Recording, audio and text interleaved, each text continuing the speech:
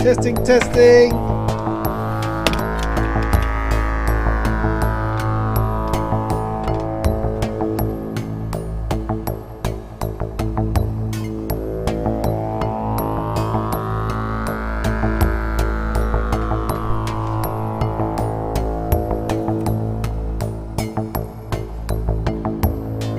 Oh, I'm a disaster this evening.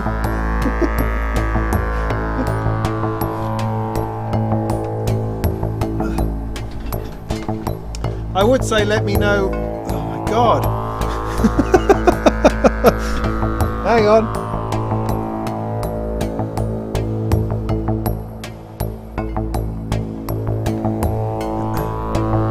Is that better? No, that's pink. Oh, gee, flipping whiz.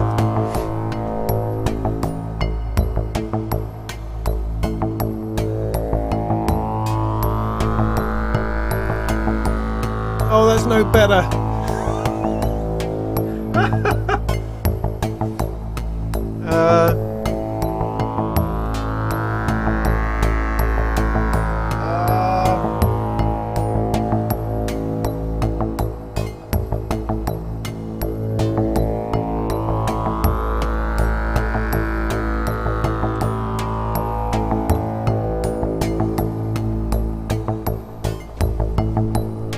That's a bit better. Let's go with that. Go with that. Oh, let's go with that.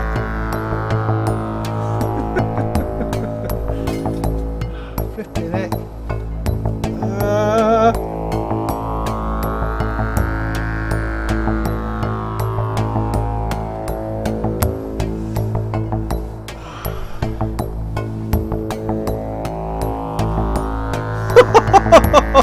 You have no idea. No idea what I've just had to go through. Oh, right. Because part of this is right. I've left my Surface back at the house because I've been playing network gaming with the kids on it, and now I've had to pull up this other laptop, and it wants to know who I am, and it's got to verify flipping Google, which means it's going to ask me to.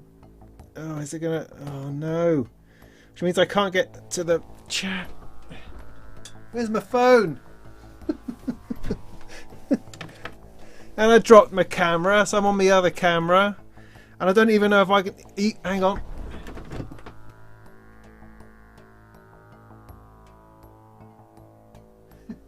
Can you hear? Just tell me that you can hear me. No, it's not better.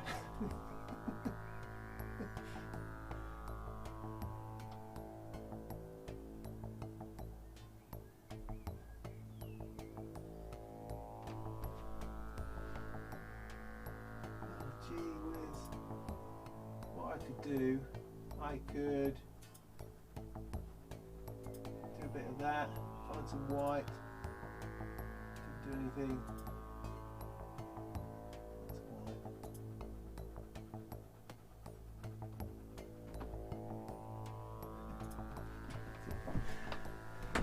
Hang on. I want to what? Open the Google app. What? Somebody save me from all this crap. Oh. Oh, right, okay, I'll have to do it on my phone. I'm feeling a bit Basil faulty. That's useless. That's completely useless. What a useless world in a useless place, in a useless thing. I'm not even talking about bot. Oh, for Christ, just kill me. Kill me now. And I don't know where my bottle opener is.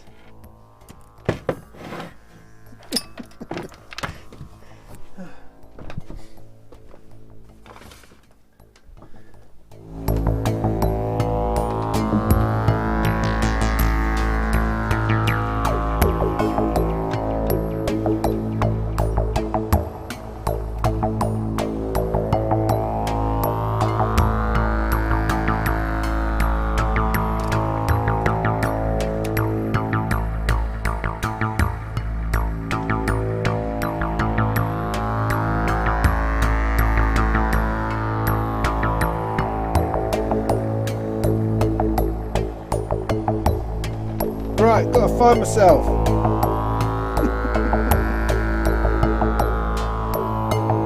got it.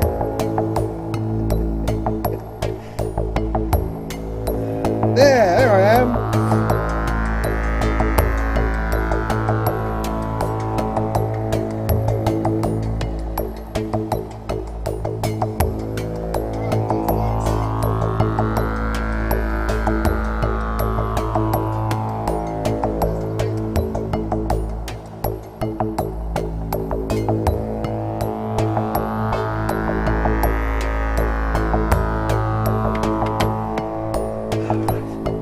Alright, let's sit down.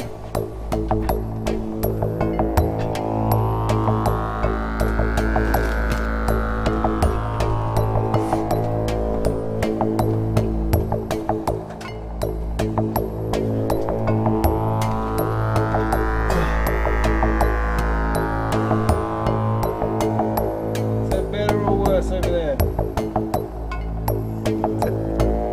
I don't know. I do not know. Let's put that like that. I used to be good at this. I used to have it together, right? Like that. Okay. But okay, right. Where are we? We're decompressing. That's what we're doing. Let me turn this down for a second. Come back to that in a minute. Oh, you let me go outside. I can't see. Oh my goodness. So hello, welcome to this family bottle opener. Welcome to this, right? I'm Robin Vincent. This is Molten Live. Welcome to all the thousands of new subscribers who have not been here before and are expecting some kind of slick production.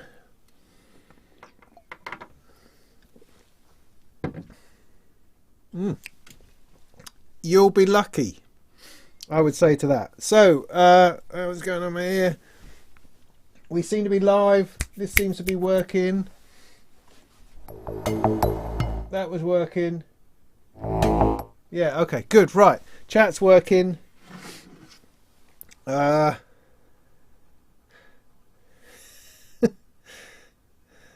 so I don't have a laptop to monitor what the hell's going on, so I'll just have to dip into my phone from time to time and hope that I catch anything interesting that you're saying. So welcome, I'm Robin Vincent, and you are back at Molten Music Technology. Here we talk about all sorts of things, all sorts of stuff.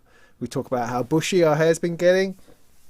We talk about our favourite beers. We talk about synthesizers and modular and Superbooth gear, bits and pieces. Talk about life, the universe.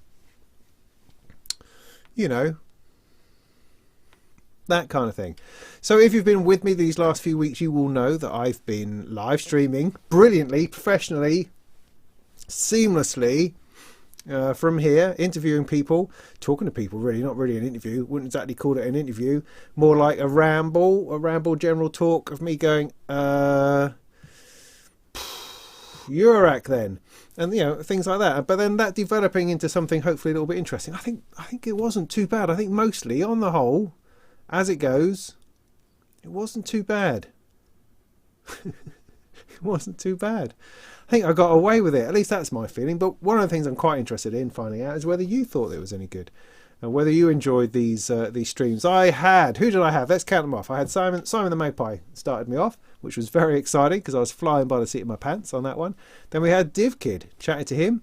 DivKid's awesome. He does tend to take on the role of host sort of by accident because he's used to doing that, which is very efficient, and he gets on and deals with people in the chat and stuff, which I tend to neglect a little bit. So that's very nice. Then we had, I can't remember. I don't know if it's important. Well, then we had Eden Gray. She talked about performances and performing live, patch from scratch, that kind of thing, which is fantastic. Talking about her CV Freaks podcast that she's just started doing, which is brilliant to get more of her out there. Then I spoke to Gertz from Erica Synths. That was quite good. He told me off for not knowing enough about DIY and showed us the Erica Synths workshop and upstairs and downstairs and places around that. That was really interesting. Talked about all sorts of stuff. And I was very, very heartened to hear that he has also just finished his Decades Dream, and it took him a year. So I'm on target for that. What else did we have? We had Manu from Bafako. Fantastic. He's a really nice bloke. Thoroughly enjoyed talking to him, and I've got something of his to talk about a little bit later. We had Helen Lee, who was a music tech hacker, who was fascinating. It was really interesting. Not what I expected. At the same time, everything that I had hoped for. You know, that was brilliant. Really, really interesting. Talking about hacking your way into electronics and getting geeky with that, and programming and using computers to move stuff about and make musical noises. Brilliant. Then I spoke to, who else did I spoke to? Bob Rogue from Black Corporation, which was great, from Tokyo. We had Peter Young from Tenderfoot Electronics out in Taiwan, where we had a few connection problems, but you know, we're going to try and do that again at some point. He's got some other stuff coming up later in the year, and maybe we'll have another chat about that when that happens. We talked, of course, to Martha, to Panic Girl, which was a really lovely conversation as well. Really interesting to find out how she feels about the world and everything, and her music and performance, and dealing with modular and all that kind of stuff. That was cool. Who have I left out? Oh, of course, this is not rocket science. That was just the other night. That was brilliant too. So all of these people have been really great. I mean, you know, I've just been there for the ride, really. It's been, Mark Doty. Oh, almost didn't say Mark Doty. I spoke to him. Yeah. Throw in any others that I can't read because I've got my glasses on. No, you just talk about something else. That's fine. Great job all around. Thank you. You just bought an Erica filter. Nice one. And they were great, except for some of the people who had bad connections. Yeah. I mean, it's just one of those things, particularly when you're doing it internationally. I mean, I did have a particular problem at my end where we've been having the internet's been dropping, just for no reason. And then a minute or two later, it's back up again, driving me nuts. But I ended up trying to sort that out, and I think I have now, so we shouldn't have those sorts of problems anymore, with a bit of luck, at least at my end, because I've moved my router, my modem, from where it was in a cupboard, carefully, you know, patched in. I've taken it out of the cupboard and put it next to the socket that's supposed to work. I've just put it there and then recabled everything else. So if nothing else, the connection to the internet should work. It will be the rest of my cabling to dodgy things which will be the problem. So that was sorted out. But I mean, I've learned an enormous amount about live streaming, which is evident in this evening's performance. As you can tell. I can't believe I dropped the camera. Oh, gee whiz, man. See, this is my proper thing that I take normally, all the time. It's not plugged in now, of course, is it? So I can't even take a picture. Which has done me really well for the last few years, this thing, Canon EOS 70D. It's great. It has its flaws, its main flaw being it only records for 15 minutes, sometimes half an hour, you just don't know. Anytime after 15 minutes it can just decide to shut itself up, which is awesome when you're doing long videos, of course. And the other thing is, its live streaming potential is difficult. In order to live stream with this, I have to put it via its USB app, via USB to the computer, then capture the app which is running the live preview and send that into vMix, which is not ideal. But the HDMI output of this is awful. So that's the better way of doing it. However, today it would not work. Could not get the cable to work. It would not. The computer would just go, no, I have no idea what that is. Not ever seen it before, so I don't know what I'm going to do about that. So I'm on to my standby camera, which is actually a camcorder, and it's this which I did most of my live streaming on. I mean, to start with, I thought, stroke of genius, I'll use a GoPro, right, because they're really high quality, but you cannot get the lighting right on a GoPro. It's impossible. If you're outside on a skateboard, fantastic, looks awesome. Inside, it looks crap, no matter what you do. It's also a really wide shot. So I had everything, just like me as a little pea in the middle. So then I swapped to the camcorder, which was much better, but I also struggled to get the colour right on that, because at the moment I'm probably too pink, I think. And of course I can't look at my face at the same time as, because it's over there, my computer's over there. It just doesn't matter. It really doesn't matter. Doesn't matter. Anyway, so you just have to deal with how I am. Too much light, too little light. I don't know. The thing is that the manual settings on it are tricky, and to get it to work right is difficult. But it was better than the GoPro, and ultimately it's higher quality than my my SLR, because it just is. It actually outputs at 1080p, whereas the Canon outputs at 720, which is nuts. And I keep telling myself it's time to get a new camera. Do I listen? Well, yeah, I do, but I haven't quite got up the courage yet, because I know what that new camera has to be, and that's expensive. You know, it's synthesizer expensive, if you know what I mean. But at the same time, it's an investment, because here I am making live streams, doing videos. Then it's important that I've got gear that works. Don't you think? I look healthy. Thanks, Jim. That's nice of you. I appreciate that. I appreciate that.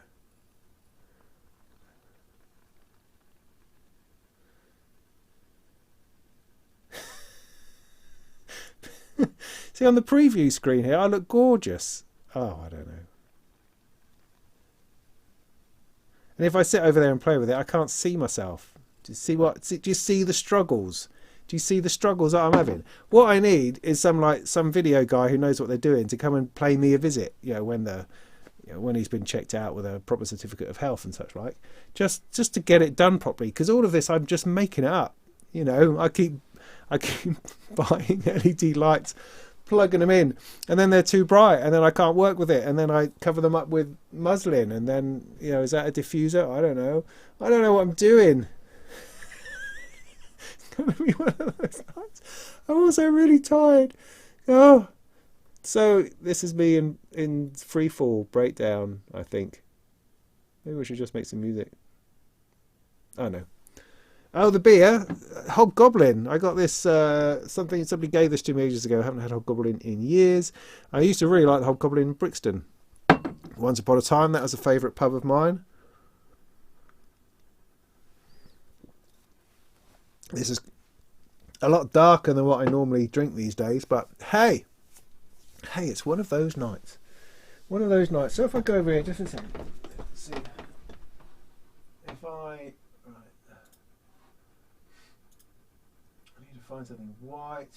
That's supposed to be white.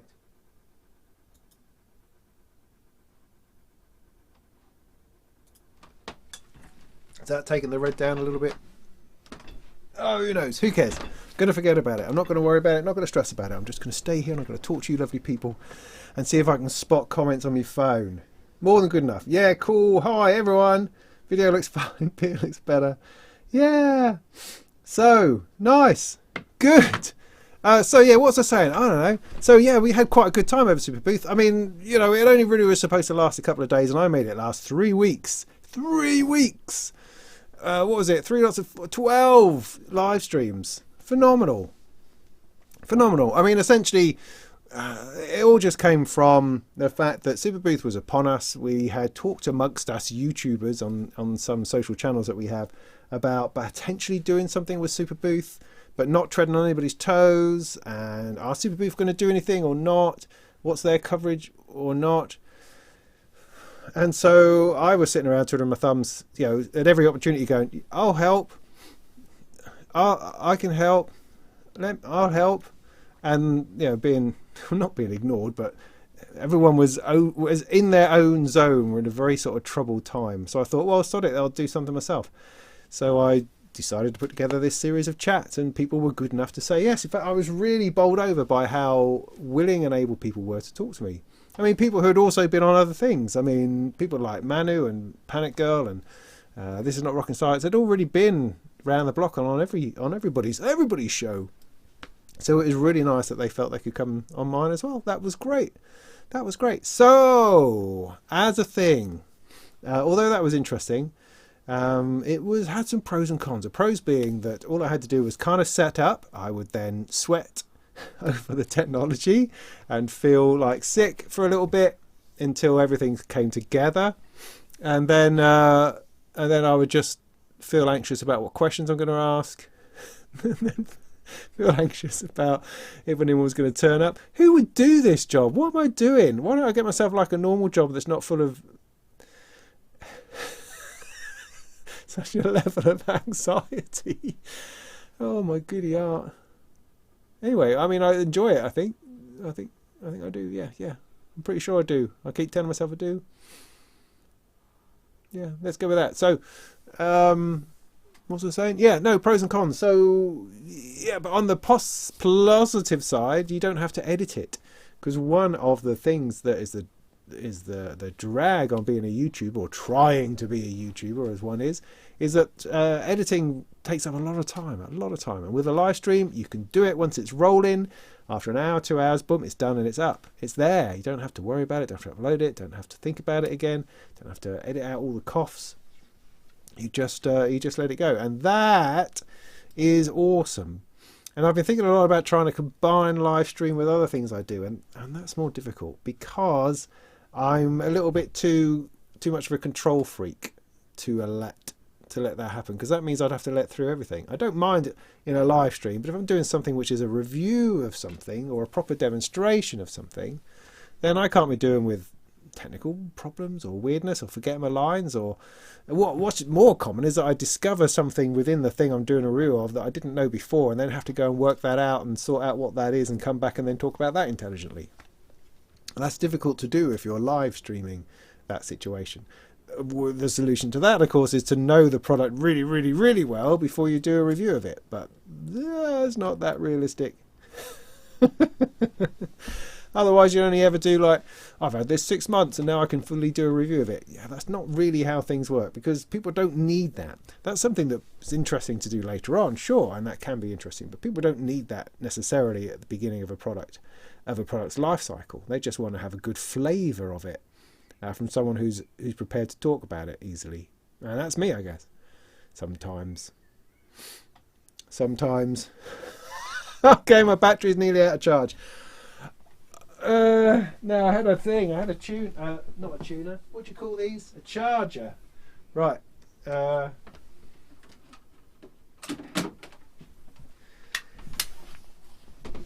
like to point out these awesome USB sockets that are in the Bafako power supplies.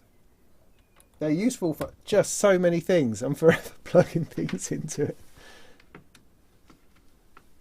Is that going to work? Of course it's not going to work. Is that working? Oh, you know what? I don't think that's working. Right, hang on. I'll have to plug that in somewhere else. Let's try the other one. Doop-a-doo, doo-doo-doo-doo. Doop-a-doo-doo-doo. No, that ain't working. Right, not enough power out of that. I'll have to just... What happened to that laptop I had a minute ago?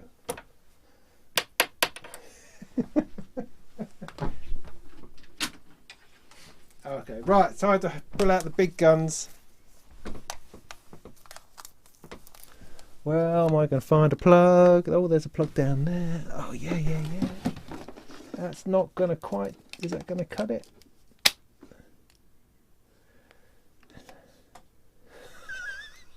It's just so stupid today.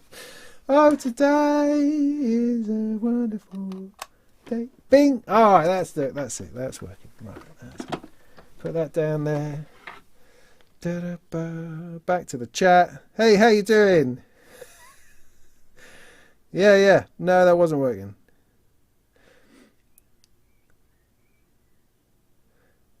It does have a Faulty Towers feel about it.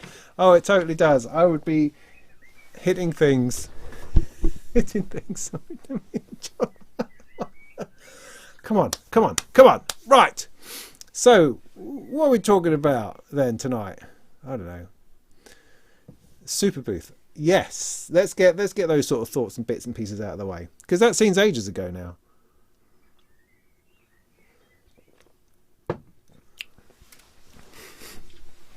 So I think it's a very mixed bag.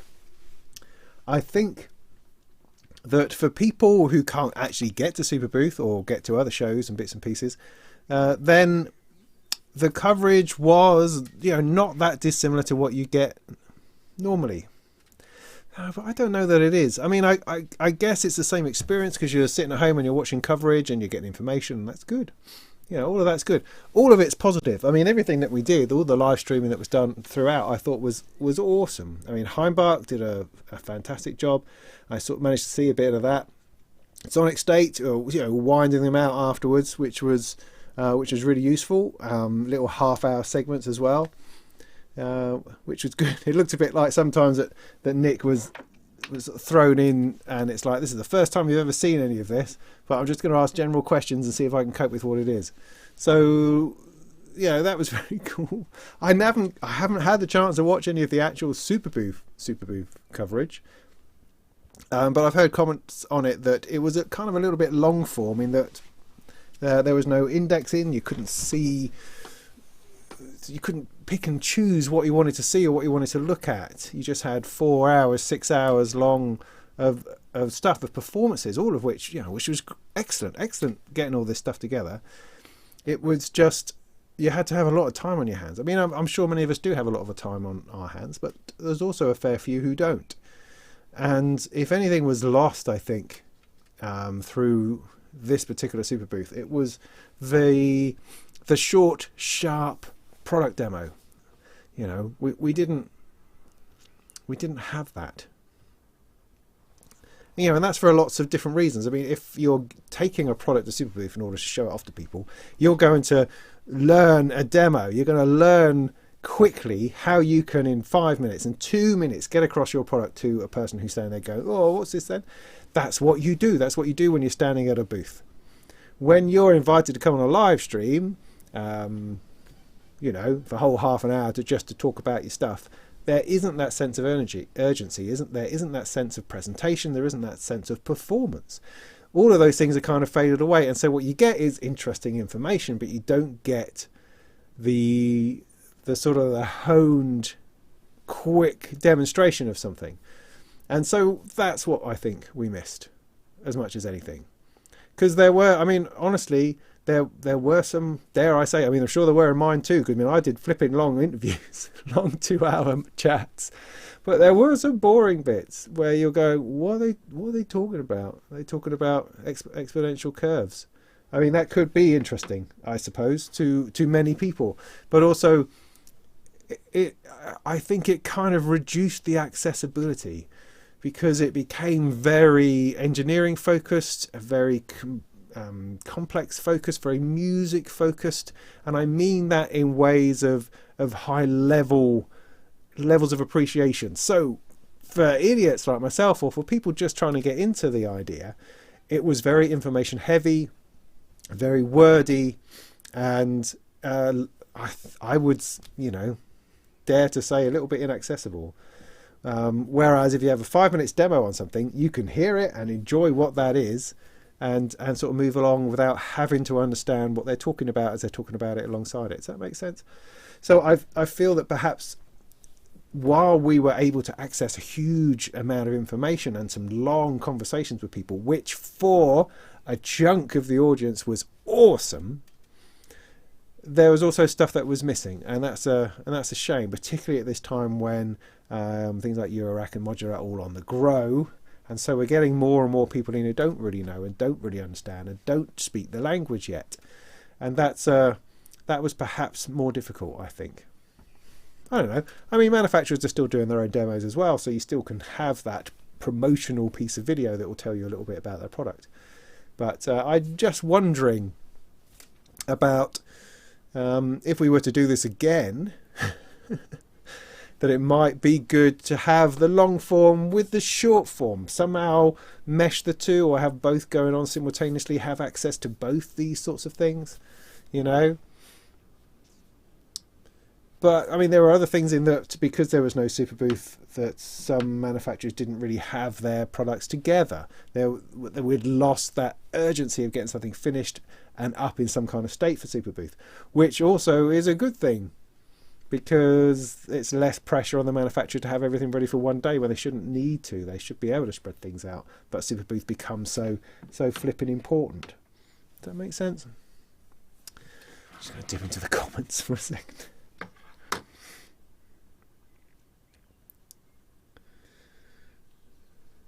Sonic State had some short demos. Okay, cool.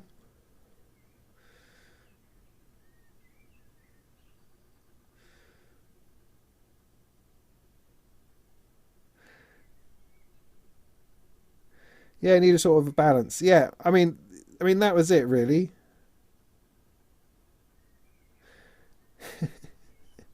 What, you want me to go and get the Surface so I can watch the comments properly? I could do that. Do you want me to put the music back on? Okay, I'll give you 30 seconds. If I get 3 yeses, I'll go and get my other Surface and I'll put the music back on. You can listen to that for 5 minutes. Am I going to sit here for 30 seconds now? No, I don't know. But that was just some thoughts I had. So I think if we go through this kind of thing again, because I mean, I'd like to think that these sorts of live streams are going to continue being part of the coverage that we do, you know, at different points of the year. I mean, I hope Heimbach, well, he is continuing his live stream thing, and then that becomes something that's regular. Same with Sonic State, they do their live stream thing. Maybe, I don't know, I mean, it does make me wonder what that's going to do to shows as a whole. Are we going to see them as less important because we can now do it all from the comfort of our own home? I don't know. I think something is lost in that. At the same time, shows are awesome and horrible all at the same time. It's difficult to know. I'm not going to do a dance. All right, so I'll put the music back up. I want you to tell me whether you can hear something distorting, because there seems to be something which keeps going a little bit too much.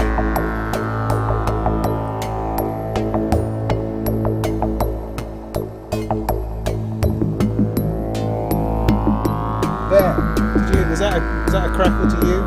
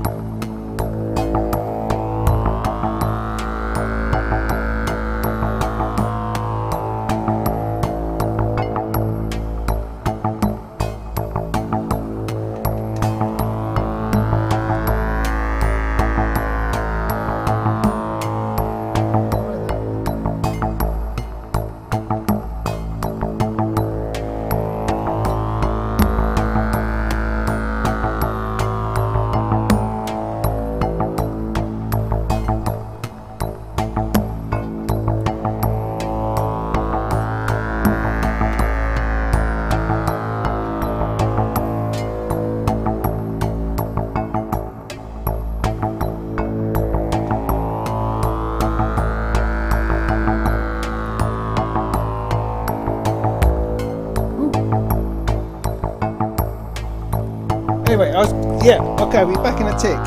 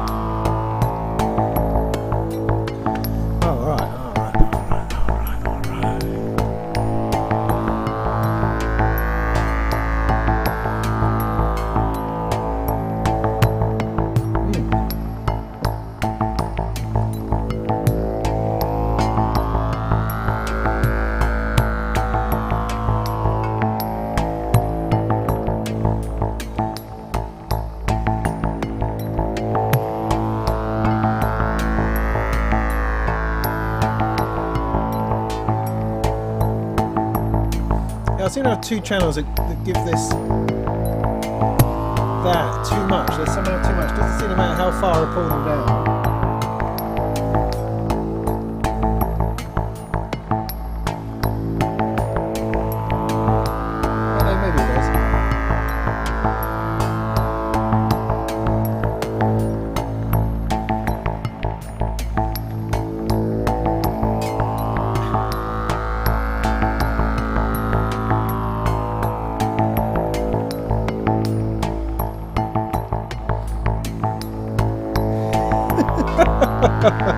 So what I want to know, right, is how come, is when did you lot in the chat, right, turn into such a bunch of old cads? What a bunch of hilarious idiots you are. Oh, you're fabulous. Thank you for your encouragement. That's what we call it. Let's call it that, shall we? You're a funny lot, you do make me laugh. And I mean that in the warmest, most loveliest, cuddliest way possible. So yeah, this patch, right? Alright, let's just talk about this for a second. I threw it together as I normally do, and I just got a couple of things going on. That I think is it represents my love-hate relationship with the Basimilus Iteratus Ultra from Noise Engineering. Sometimes I wonder, what's the point of this thing?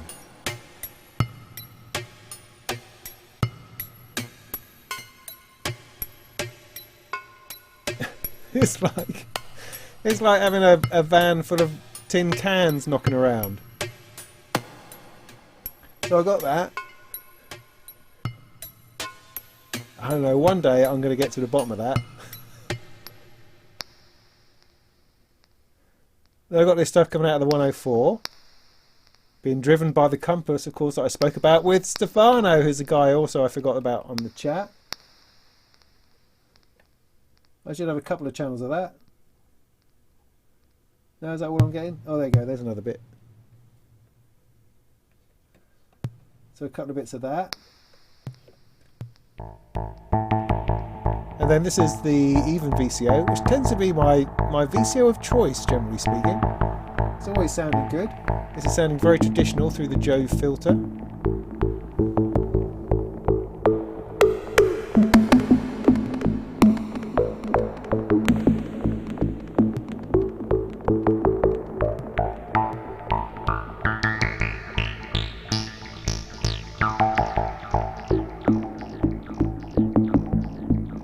Getting a tune from the varigate through a quantizer.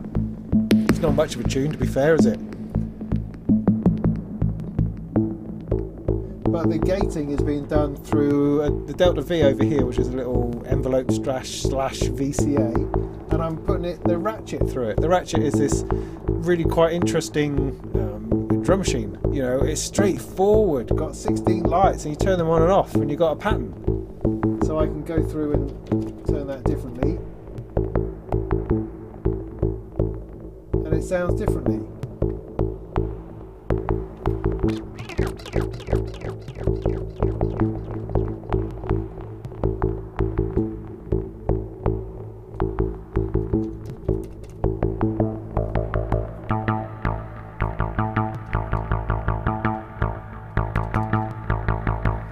I could, if I tried hard enough, change the tune.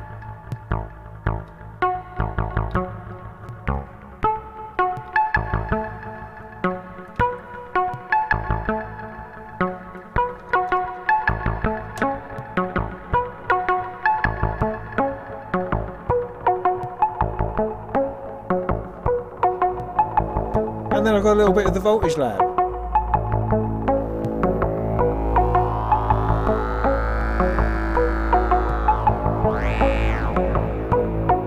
I just stuffed in a load of modulation onto things I don't possibly understand. And it's just making a bit of a drone.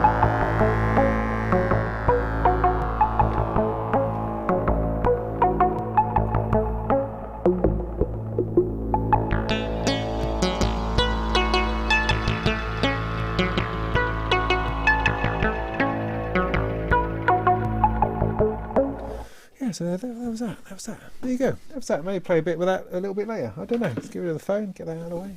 Leave that plugged in. What am I doing? I don't know. What are we over here? So there we go. So I can see the chat now properly, which is great. And of course now you've got nothing interesting to say. So that was worthwhile, I think, ultimately in the end.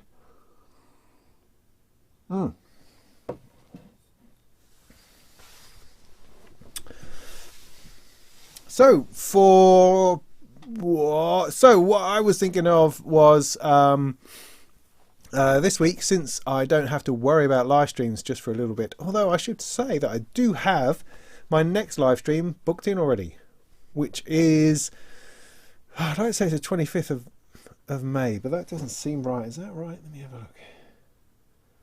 Yeah. So the 25th of May, which I think is a bank holiday. Oh, well, never mind. So bank holiday evening, I'll be talking to Tim Exile from Endless. They've got their big Kickstarter thing coming off in the next week, I think, where Endless, if you don't know, is currently an app on the iPhone which lets you make a loop, send it up to their server, then everybody else who's playing along can play along to that loop or add to it, change it, add stuff to it. That comes up, comes back to you. You do something, goes up, goes back. It's actually a really fun, creative little thing you can play with. You can use the mic on your phone. You can use the inbuilt synths. You can plug a guitar in via a suitable audio interface. Do whatever you like, sing into it, blah blah blah. It's great, a lot of fun. They're about to launch a Kickstarter which is going to be all about the desktop door version. So he's taken the app and he's stuck it inside a door that lets you collaborate directly from your proper desktop computer with all your stuff plugged into it with other people on the internet. It's pretty ace. Pretty ace. I mean, you're talking to somebody who championed rocket networks back in the day. I put on seminars about it.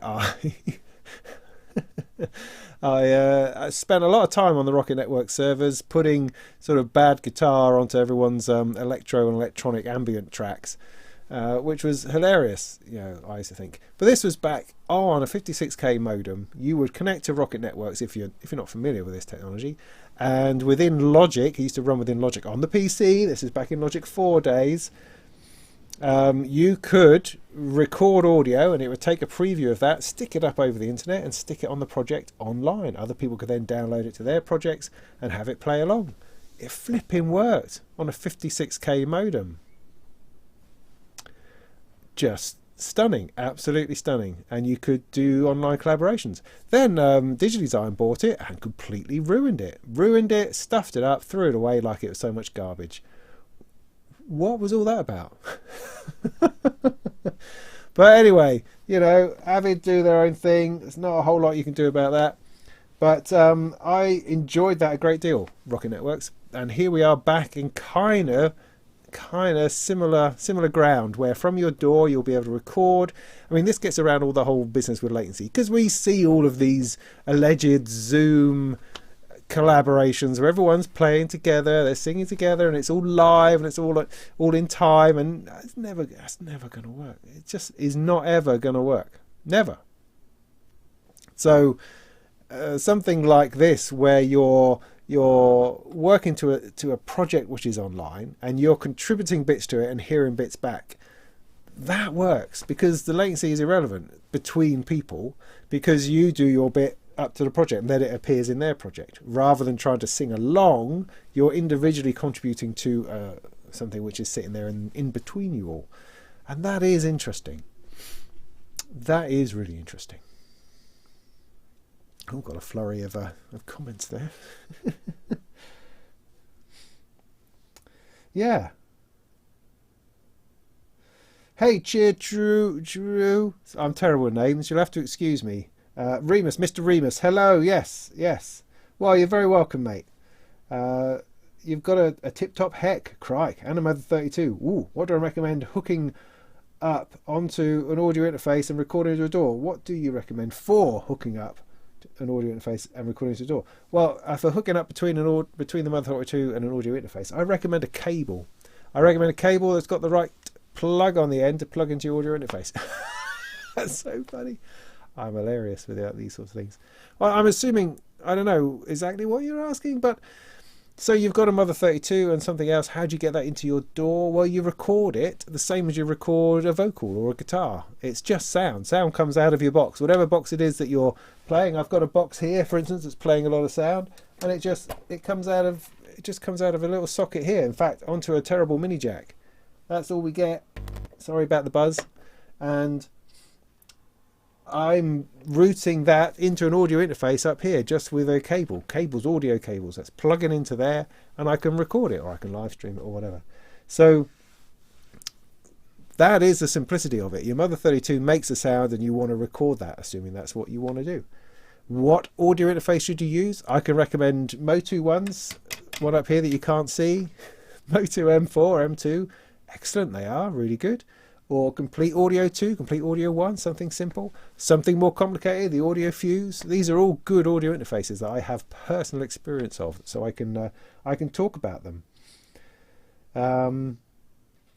Does that help? Does that answer your question at all? Hi Jim from Sounds and Sounds. You shouting at me? No. Yeah, no, I think the point with the Android thing and Endless is that it won't matter once it's on your desktop. Because once it's Windows, Mac OS, then who gives a monkeys about Android, really? I mean, yeah, I know there's millions of people on Android, and I hear from Android users all the time telling me they can't get their iRig stream to work. I don't know. I used it on an iPhone. I found it easy, but you know, that's fine.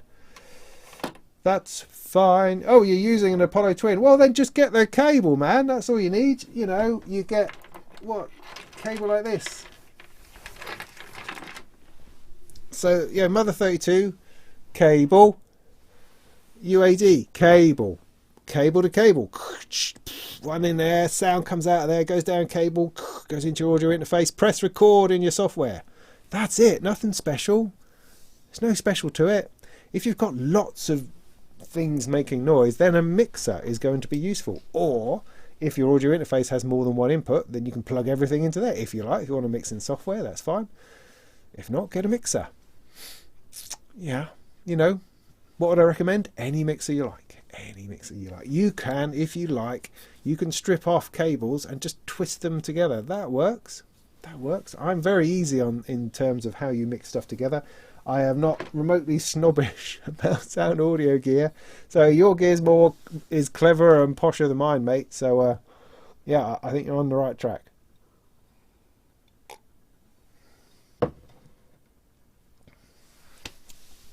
Focusrite. Yeah, all right, Focusrite. But over the years, Focusrite are one of the audio interfaces companies that have given me the most trouble, I think. You know, equipment that should be high quality, or is high quality, no doubting the quality, but their drivers on Windows, get out of it. Sorry, having a swat. What was that? Yeah, the Windows drivers have been hit and miss. I mean, they're good these days, but you know, you get burnt so many times, it's just like, oh, geez, I just can't be dealing with it anymore. So, you know, Focusrite, yeah. I mean, PreSonus, Focusrite, they tend to be on a similar kind of keel with these sorts of things. They use similar drivers, similar performance, similar audio interfaces. So, you know, either of those are always going to be a solid, good choice. On Mac, flawless. On PC, much better these days. Yes, much better these days. But, you know. What, from here? Oh my goodness, I went in there. God, for a minute. Oh, I dropped it. No, I didn't. I'll put it up here. Yeah, all right. Okay, I'll put it over here. Is that all right? Is that better if it's over there? It's just going to get my camera wet then. Yeah, no, Focusrite isn't DC coupled. The PreSonus stuff is. The M4, M2 is. The Complete Audio 6 is also. So, yeah, well, the Complete Audio 6 is. Yes, it is. Yes. 1 and 2, no, I don't think so. But the 6 Mark II, which I have up here, that fella, that is. You'll get a whole 2 volts, plus and minus 2 volts out of that fella. Oh, yes, you will. Oh, yes, you will. Not the 1 and 2 though.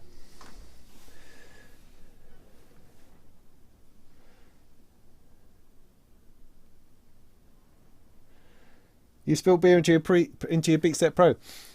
Oh.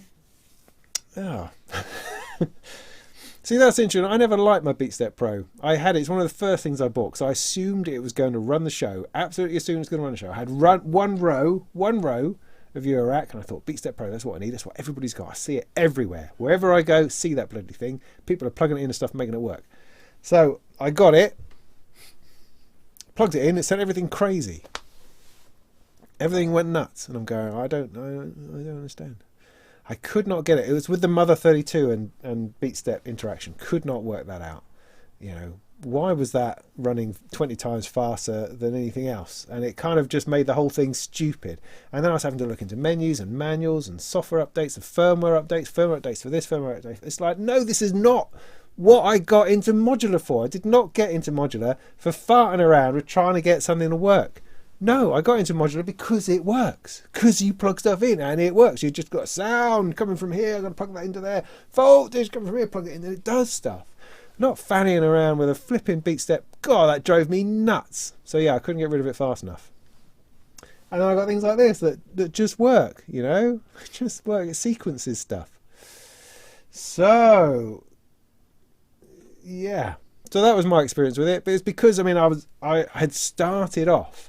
It was right at the beginning of the journey, and so I just was not suffering that kind of, it was absolutely everything that I was trying to move away from was the point, I think. Of course, I could have sat down and learnt it and worked it out, and I did ultimately find out that the Mother 32 just runs on a different thing, and the Beatstep's kicking out, I don't know, 24 notes per quarter note or something. If you plug it into a Volca, it's perfect, or not, or the other way around. I can't remember. Suffice to say, but it was great, but I sort of wanted to move on from that point.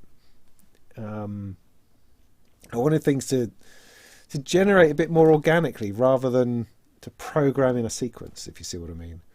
But I understand that people still do like them, and they're very popular. And as I said, I've got a Beatstep Pro over there somewhere. Maybe we'll get that out. What time are we on? Been at this an hour? Ha! Got loads of time.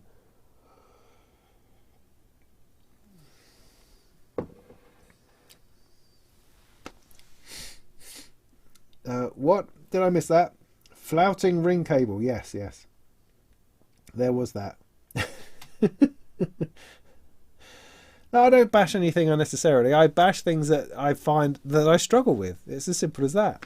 You know, I feel nothing bad about Arturia. Arturia are great. Look, I'm wearing an Arturia t-shirt. So, you know, awesome. Great products. Really work well for a lot of people, and the Beatstep Pro may be a return to that kind of thing. I do not know as yet, but you know, if something drives me nuts, I am here to tell you about that. I am here to tell you about that. Da da ba ba. Yeah, I'm in a Sam's car. Hi, Sam. Be careful with your driving. But the geezer in your car was saying that there's no need to complicate things with DC coupled stuff and PCs. Yeah, or is there? Or not? Or is there?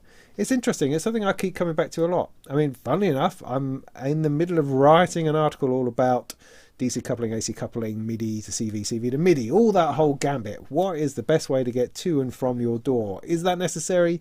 How do we do that? What advantages could it possibly give you? It's interesting because in some ways, yeah, I want to play in the Eurorack and just play in there. But then you kind of get tempted into the idea, well, maybe I could couple it up with a nice big software synthesizer, or something. I could do something interesting on screen in Bitwig or CV tools. Or just to know that you can, because inevitably that sort of happens. Or if you're trying to write and you want to have everything keep together a bit more, you know, the DAW comes into play. Plus, it offers you a lot of things you may not have. For instance, if you're in Bitwig, you've got all sorts of modulators and bits and pieces in there in the polygrid that you may not have in your rack, and you can take advantage of that, or multiple sequences, or different forms of modulation, or you can tap it into Reactor or CV Rack, VC Rack, or something like that. Lots of interesting possibilities start to emerge, but then we of course start down that road of limitless possibilities, which is the last thing you need when you're working with Eurorack. So yeah, ultimately, do I use it? No, I've got plenty enough in my rack to play with. So when I turn it on just for fun, which is mostly what I do, then I'm just turning it on and I'm playing with it as it is, because it is also in a constant state of flux. So there's always new things I haven't looked at very deeply that I can have a fiddle with. So I very rarely connect it to my computer, except for when I'm writing about how to connect it to your computer, or if I have something specifically software based that I'm looking at doing some kind of review on. That makes sense. So for instance, I've got the Senso Morph thing. Have I shown this to you before? I don't know. I can't remember how long I've had it now. I feel like I've had it a little bit too long because, you know, I haven't yet found the time, because of Superbooth and everything else, to really do something on it properly. Oh, it's covered in spider poo. That means it's... oh dear. That's Weetabix. Oh dear. Oh, what's that? Ugh. Anyway, so this is the Senso Morph. You may have seen it before. It looks super thin. Yeah, it's one of those spongy MPE type things. Yeah, it is. But it's good. I've enjoyed it. And what goes on, because it's lovely on the desk. It really does sit there solidly and nicely, and you can tinker with it. But then you grab something else that's just over here, like that. So this is now like the Jouet. Do you remember the Jouet that I reviewed? That was pretty cool. That had whole knobbly bits on it. Whereas this, I can then take that one off. It's static. Put that one on, and it's a drum pad. It's a drum pad. And you can set these up so that this is like pumping out on channel 10 and this is pumping out on channel 1. So in your DAW, in your signals or whatever, you just slap this on and it's automatically doing that. Now, I've been thinking about that because I did like a 3-minute demo where I did a thing in Bitwig where I made a track, then went, oh, quick, put another one on, and then, it's going, it's looping back. Oh, yeah, I'm doing that. How often do you do that? How even remotely is that a real world scenario that you are making music and I've got to swap so quick to get back to the drums before the loop returns? I mean, I might do that in live performance, I suppose, but you wouldn't put yourself in that situation in live performance, would you? Not unless you were trying to show off and demo this particular product. So I've been sort of stroking my chin about that, going, why would I do that? What am I thinking about? So when I do get around to reviewing it, I'm not going to do that sort of thing because I just think that's kind of stupid. And is that the point of it? That it's quick change controller? Because that's an unnecessary level of pressure that you apply to yourself when just trying to make music. I mean, it's great that I'm not having to go to another controller. I can just do that. But yeah, ease off on the pressure is what you want to do, and just put things down and play with them. This one here is quite nice. This is a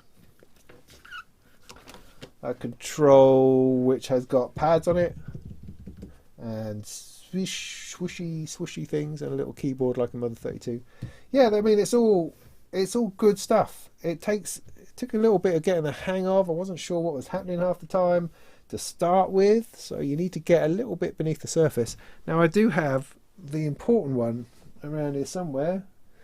What do I do with that? Which is, hang on.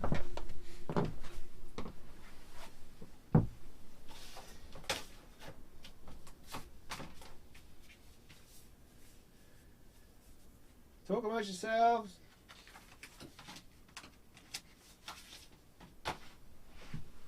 Oh.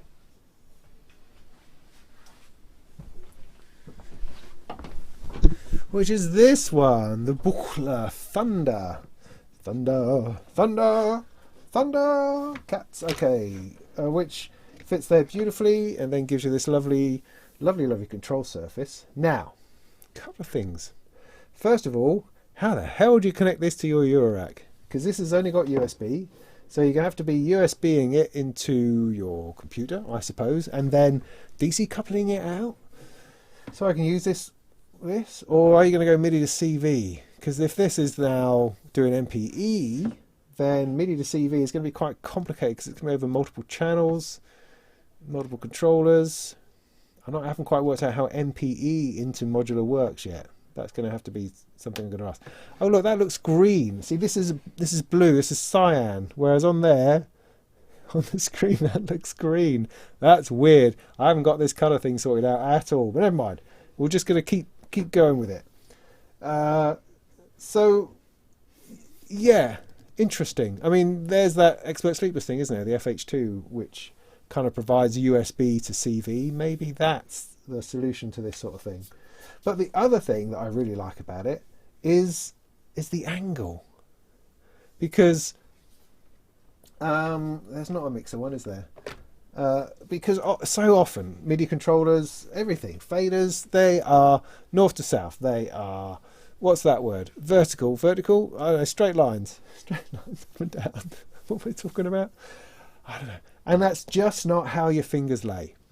So if you're trying to use a mixer, you're always having to claw your fingers, and they're never in the same place. There's no natural laying of the hands on something. So whenever I've created touch controllers, like I have in various bits of touch software, I've always created this kind of angular stuff, and also offset. So if my middle finger's on something, that's going to be a taller one than the one on my little finger. Do you see what I mean? So I like that about this, the fact that that's going in like that, because that's actually a more natural feel than it is going up and down, which brings you in like this. Whereas like this, it's far more natural. I like that. And the other thing that I like, and the reason why I said, yeah, I'd love to do a review of it, which whenever I get flipping round to it, is this one. And this is the blank. This can be anything you want. Anything you want. Look at that. It just goes on there. And the beautiful thing is that you put a piece of paper behind and write on it, and to tell you what it was you've done, because you program it in software, various zones or bits and what you want it to do.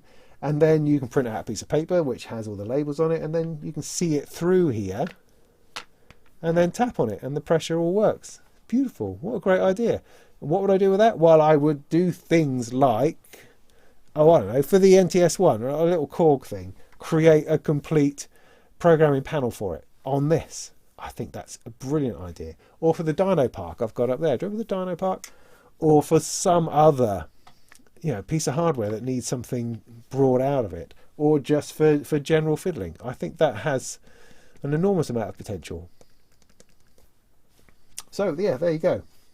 I plan to do a proper review of this sometime soon. It's not going to be really soon, but sometime soon. So yes, that's that. All these different things, they're great. I think that does have potential there. But not in the way that you immediately think when you first play with it. And make your first demo of you being like an idiot, doing a 3-minute track, trying to use every type of controller like some kind of fool. Because that's just stupid. It's going to go under there. Oh, you're only using a Beatstep over MIDI. Well, then don't think you're forgiven for a moment.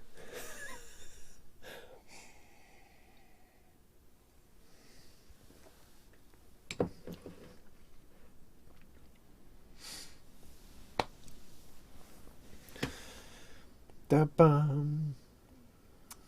You're in, Sam? Sorry.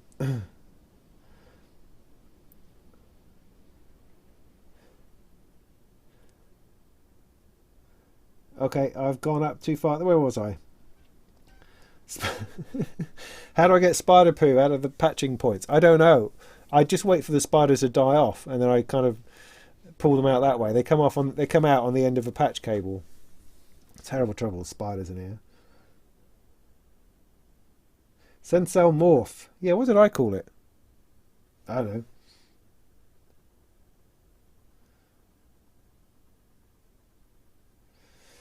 Does the design of the overlays affect sensitivity? Not really. It's all made of the same stuff, and it's the thing behind that actually gives the sensitivity. The overlay is really just providing the positional data and some kind of the feel of it, the touch of it. That's really all it's doing, because the pressure itself is in the blank bit behind it. So I guess the thicker the material, the more difficult it's going to be to get through. So if I'm going to make my own, rather than using a thin piece of paper, I've used a thick piece of card. That'll have an influence, I think.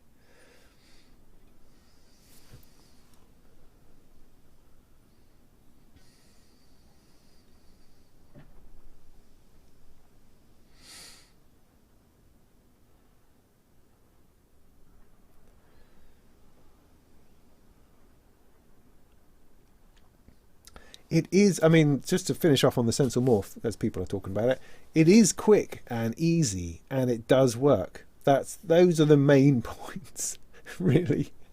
It's very instant. Yeah, I mean, I had some initial trouble where everything was upside down or backwards or something, or it wasn't. You know, it's the usual thing where it's a product which evidently works perfectly on the Macintosh. You plug it into Windows and it goes, it's a what? What is it?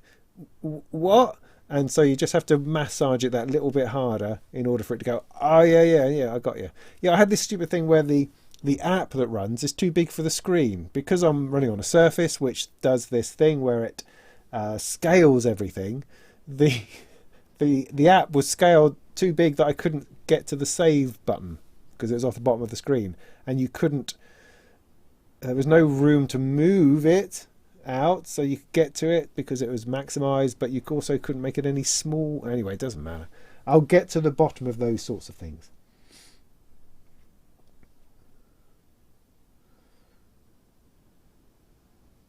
Oh, okay. Just keeping my chat under control. Sounds like a lot of fiddling about. Can be. I mean, is that what we want from our MIDI controllers? Do we want more fiddling about? Because it is. There's an endless search for the perfect MIDI controller. It just keeps going on and on. Every week another one's out. There was one the other week which was it a touch screen with a load of knobs around the outside? Did you see that? And so then the labels for the knobs came up on the screen alongside. And you're thinking, is that a good idea? I don't know. And then there was another bunch of people out in Argentina, I think it is, building custom MIDI controllers. You can have a row of 4 knobs and a row of 4 sliders, and it's like, oh, I don't know. Do I want that? I don't know. I mean, I think I'm probably the wrong person to ask because my system is changing all the time. I'm not necessarily sitting down making music and so therefore trying to develop a workflow in a particular situation. You know, something where something stays static. So I'm always using this synth. So it'd be really good, for instance, to get one of those Sound Force controllers for Prophet 5 or the Repo 1 or whatever it is it was for, because I'm never using the same thing twice, so it seems. So because I'm a reviewer rather than a producer, I suppose, I tend to be using lots of different things all the time. So I don't get a sense of workflow. I do more in these things. I do more in an instant way, but not in a long-term way, if that makes sense. So yeah, MIDI controllers, weird. Keep coming up with new stuff all the time. We're never happy with it. Never happy with it. See, this is what makes me happy. It has a knob and it does the thing that it says that it does. That's what makes me happy. MIDI controllers still struggle with that whole thing, I think.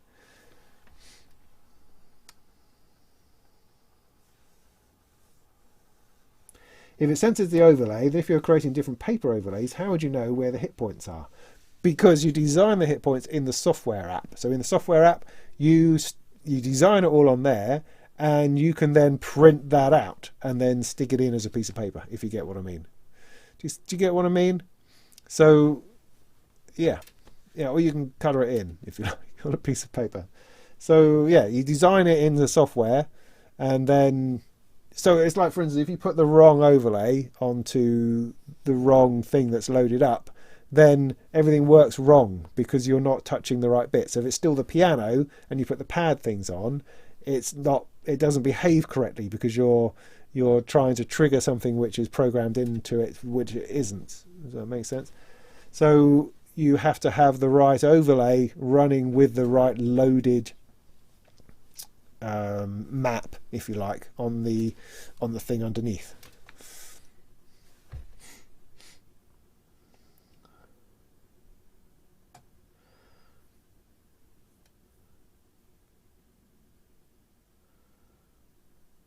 Aha! Why can't someone invent a webcam that scans a table for a drawing that you could use as a control template? I've done that. I did where did that go? I think that video ended up on my... It's so long ago. I think it was Rain Recording, right?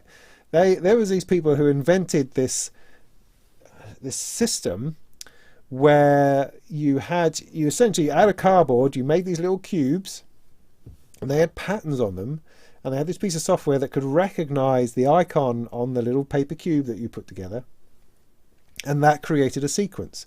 So I rigged up this old camera that I've had for donkey's years, face down over this thing, and you created a drum machine out of these cardboard cutout bits.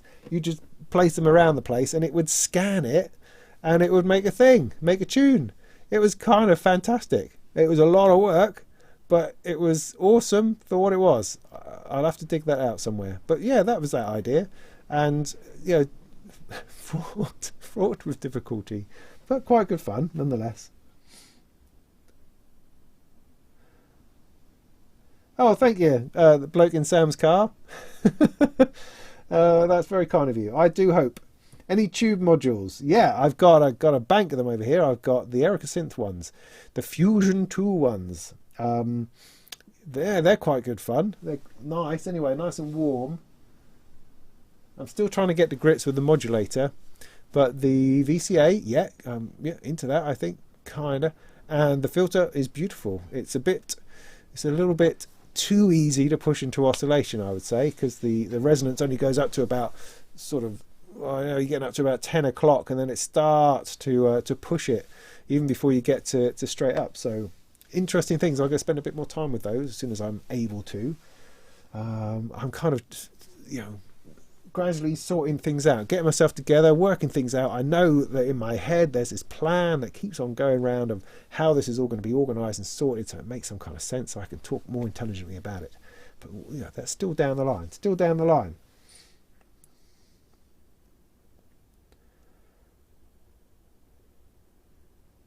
Oh, did I make it to the bottom again already?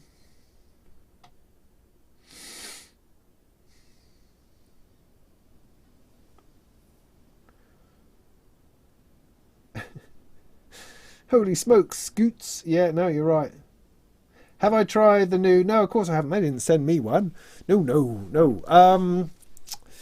So, yeah, the no control. No control? Yeah. I mean, people are talking about it being a little buckler.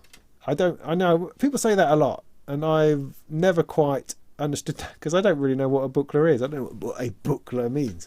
I mean, I know there is the music easel, which is a suitcase full of things I don't understand. But I don't... I don't know this world so deeply through enough to be able to go, yeah, that's exactly how the music easel works.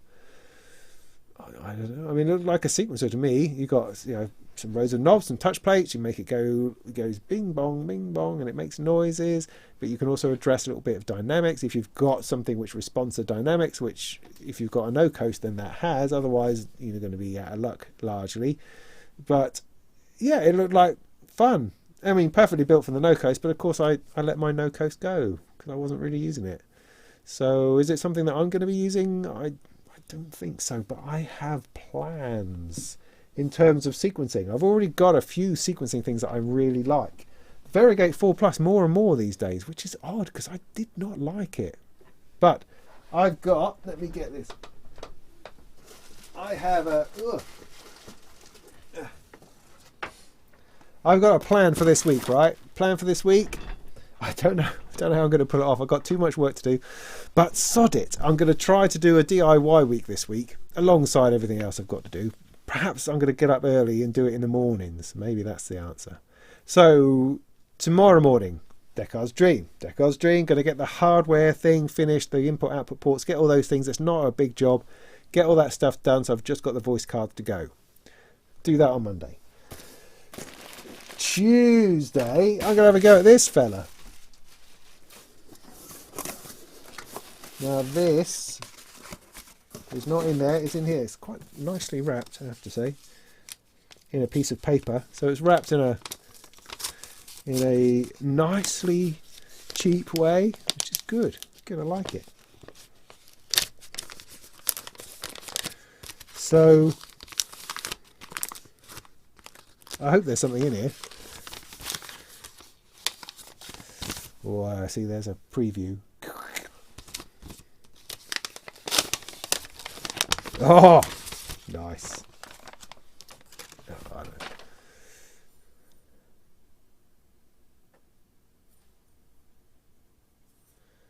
Yeah, this fella. Do you know what that is? Do you know what that is? That's RKYs. If I got that right way around, RYKs. Ricks. Let's call it Rick. That's his RYK, yeah, go M185 sequencer. The M185 sequencer, interesting. I saw that come up and I thought that's interesting because I'm always interested in sequencers. Sequencers interest me. And then I discover it's what influenced or inspired the Metropolis. The Metropolis is quite a famous sequencer. And I thought, well, that's really interesting. So I noticed they were doing a kit of this. And so I looked into it a bit deeper as I was writing about it for Gear News. Excuse me a second.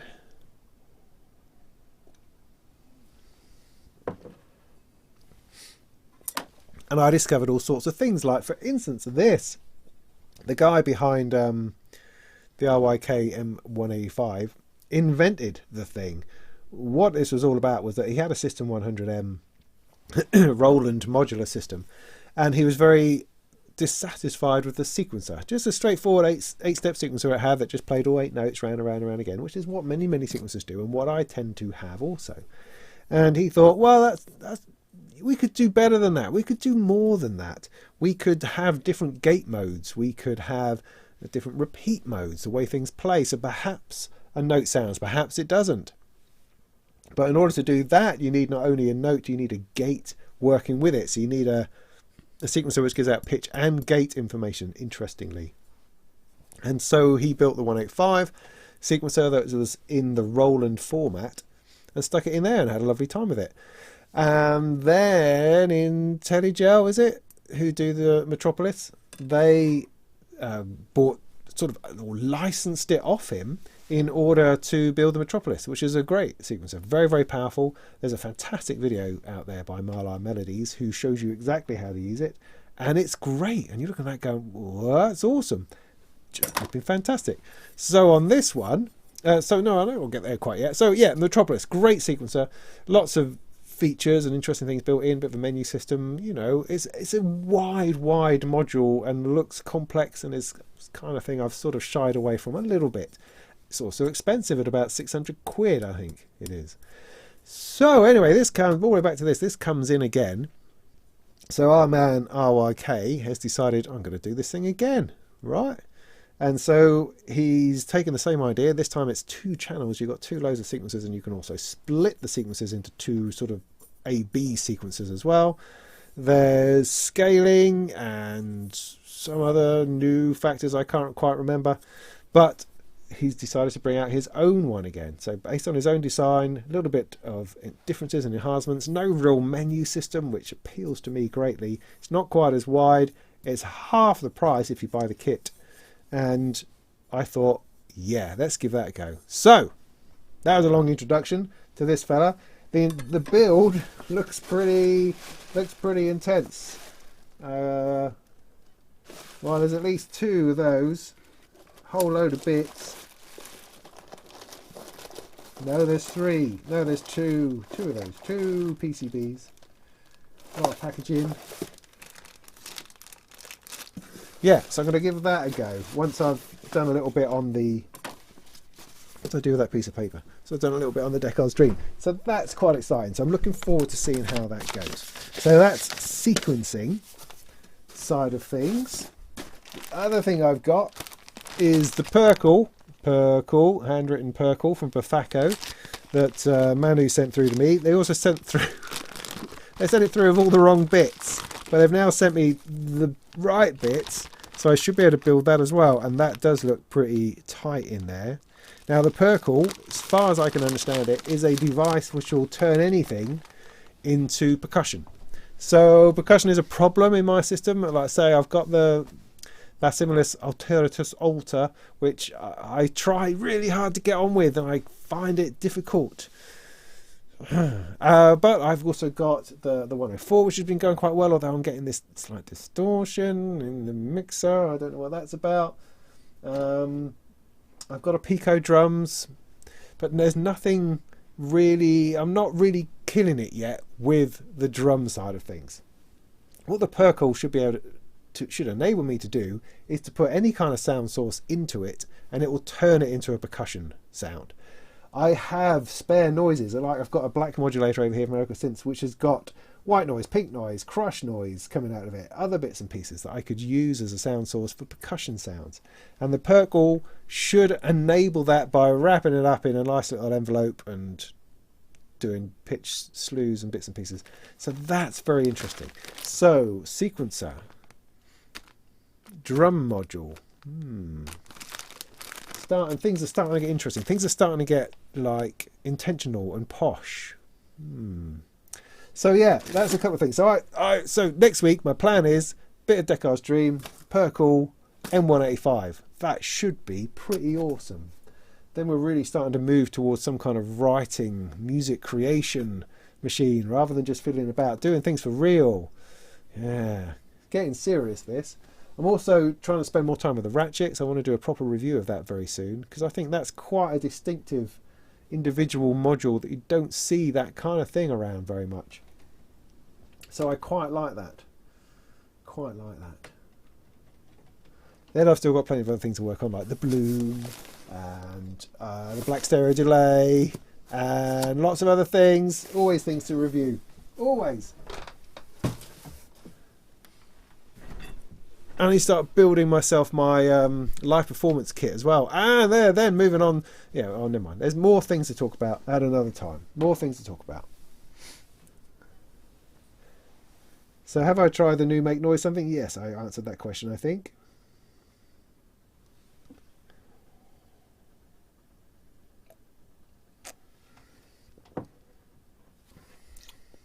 Oh, Mr. Moog. Mr. Moog is in the house. That's nice to see. Why? Oh, somebody else. I sold mine last week. Why did you sell it? Didn't really use it. Yeah, that was my problem. I just didn't really use it. I mean, because I'm using this mostly, it just didn't really fit in. I found it difficult to integrate. If when I play with it by itself, I could make an interesting sound out of it often, but trying to make it play nice with other things, not really. I didn't feel that it did. It would probably work better on a desktop full of little synthesizers if that's your vibe, rather than something more Eurorack focused. So, I mean, I still have my Mother 32. Oh, I almost. And rumour has it I might get my hands on some other similar thing to the Mother 32 at some point very soon, which isn't a Mother 32 at all, just in a similar thing, which we'll hear about on Tuesday, I think. Thursday, maybe? I can't remember. Sell me your BIA? Well, maybe. I don't know. It still seems to serve a purpose. I mean, if I can't think of anything else to do, I turn that on and fiddle with the knobs. Do you know what I mean? DFAM. Yeah, interesting. You see, because it's funny enough, I still have my Mother 32. And it makes such a sweet sound, you know. And I've been thinking about the DFAM. I think, oh, it's another 600 quid. What I could get a couple of modules for 600 quid. I could get half a camera, 600 quid. And I keep thinking, well, I don't know, DFAM. Maybe that's the answer. But then, as I say, I've got something else coming along that might fit into that mould. Maybe that would help with that. But then, does that also need a DFAM? I don't know. Do you need a Mother 32 and a DFAM and something else? Maybe. Maybe you do. But then again, that's a whole other thing, isn't it? That's a difficult. I end up with categories of my musical life. Like I've still got my techno rig over there with my RD8 and my MS101, you know, and my very neglected Micro Freak that needs to have some love and attention over there. Oh, that's the light gone. I've also got an Uno drum and an Uno synth, which are brilliant little things. I've got those in the house just to give me the opportunity to play with them more often. And of course, do I? No, not really, because I'm too busy playing with my kids, because my kids are home, you know, which is awesome in of itself. But I don't know. Wherever we ever going to find the time? See, if YouTube made loads of money, right? Then I could give up on the writing about things and just, you know, mess about. That would be more fun for everybody, I think.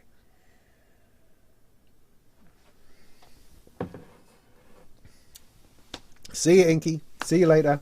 How long have we been going? Oh, an hour and a half. All right. We're all right. I was still holding it together.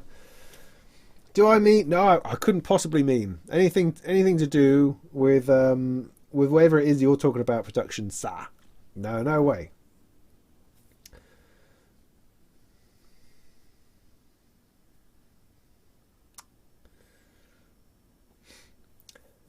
Andy, you don't have much space left in your second Nifty case. Would really like another sequencer that doesn't take up too much space. Tempted by the Variegate 4 Plus. Yes. Yeah, I would say get it. I would say get it. Okay, I can show you what will drive you crazy about it very, very quickly. It's right here. You know, you can almost see it.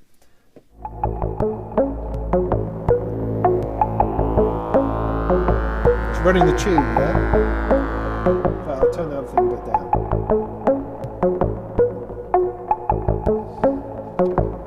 So you go to channel 1, for instance, which is running the tune, and you go, you know, I'm going to change the melody a little bit. And you go, oh bugger, that wasn't what I meant to do. I meant to do that. No, it wasn't that. Okay.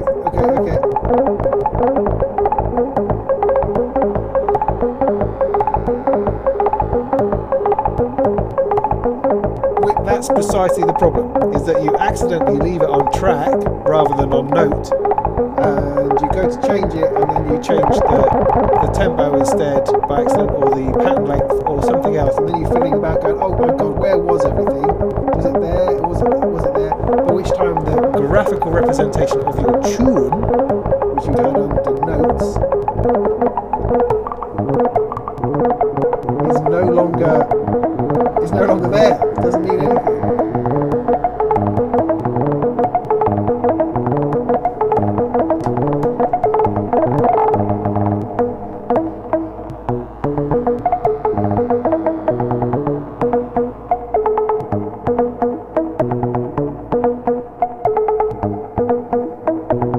What's everything ratcheting?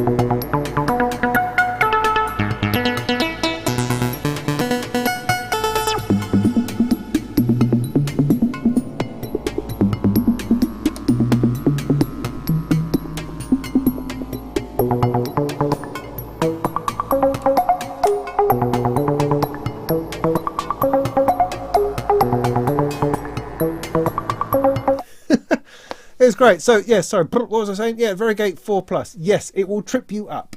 It will trip you up because you'll put in a nice bit of melody, which you can't. I mean, the breakthrough that I think I had was a couple of things. First of all, you should not give a monkeys about the tune. It doesn't matter, because it has this light system on it, which sort of lights up, telling you more or less where you are, and it never gives you anything useful as far as I can work out.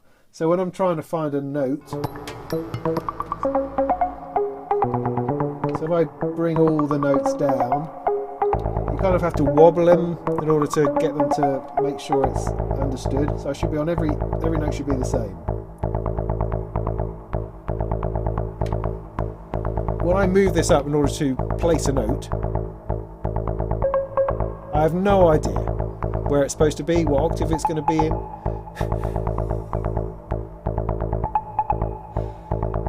And this indication down the side here is probably supposed to tell you something, but I can't work it out. So to find an actual note, I think is really hard. And because of that, once you've got over the idea that you're not looking for a note, you're looking for just a tune. And then it does that beautifully. I also run it through a quantizer, so that helps a great deal as well. It does have some scale inside, but I can never remember what it is, and so I'm better off using something that I understand better.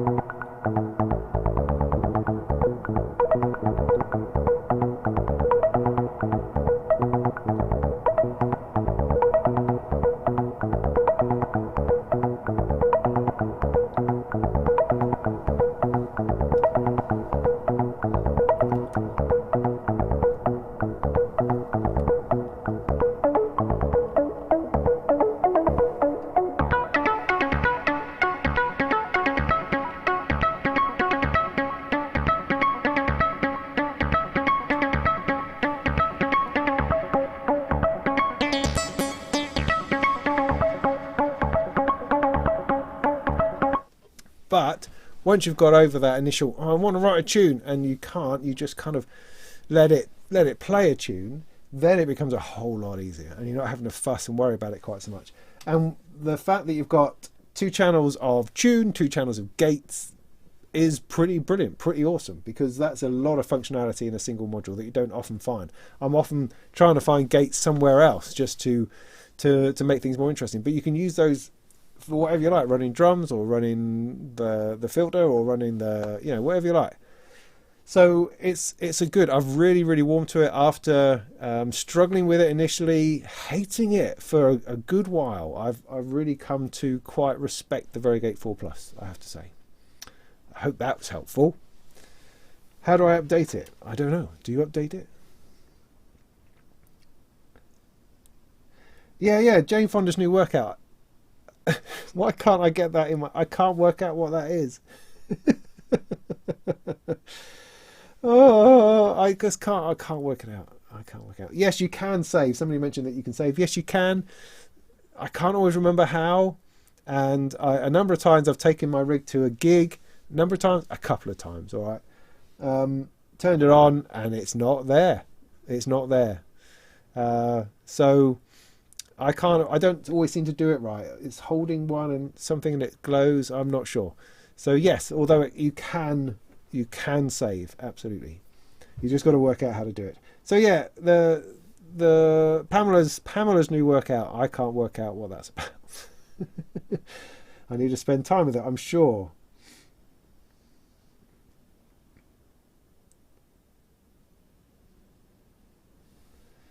Well, everything can be done with an Arduino and a DAC these days.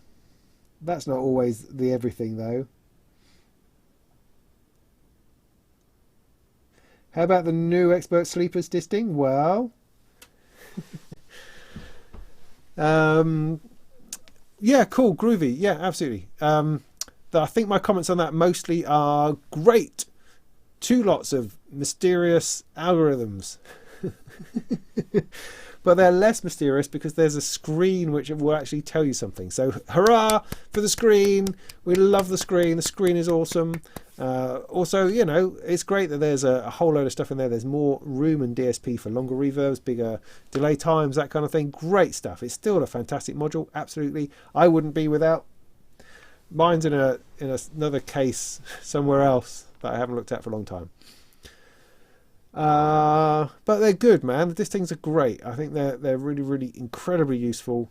I think the only slight caveat to the X is that it's more expensive than 2 of them. I think I was pretty sure that the Disting Mark IV is like under 100 quid and really one of those kind of, oh well, I might as well get one because it's just not that expensive type modules, whereas this is like 300 quid odd, which it probably needs to be and should be. It's less of a casual, oh that will be useful purchase, and more of a, oh I need one of those for a specific reason type purchase. Do you see what I mean? So I think it is different in that way, and so I don't think they're going to get quite the casual purchases that they get with the regular Disting 4. That's just my sense on it.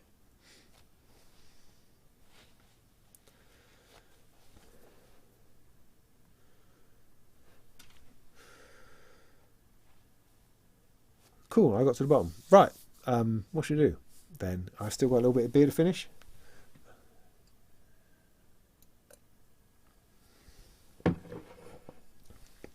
Well, look, Arturia sent me this, right? Just before Superbooth. Well, just before I was doing Superbooth. And after they accidentally sent me that little MIDI keyboard. So we could try, if you like, just to plug it in and see if I can make music on it without getting horribly frustrated like I did with the Beatstep Pro. Should we try that? This is an out of box. I haven't unzipped it, looked at it in any way type experience. Do you reckon I can make that work? Do you think I could? Well, we've got 15 minutes before we hit 2 hours. Shall I give it a go? Got 160 people in the room going, we don't really care. We're just watching because there's nothing on the telly. And we're trying to work out what it was that Boris said or didn't say. Did he say anything? I'm not sure. He said it really well, wherever it was. I mean, it sounded like he was saying intelligent things. I just can't work out what any of them mean.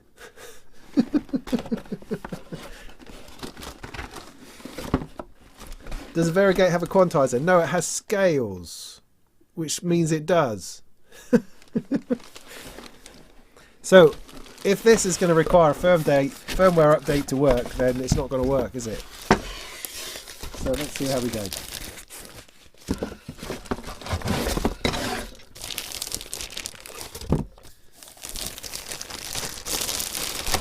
Oh!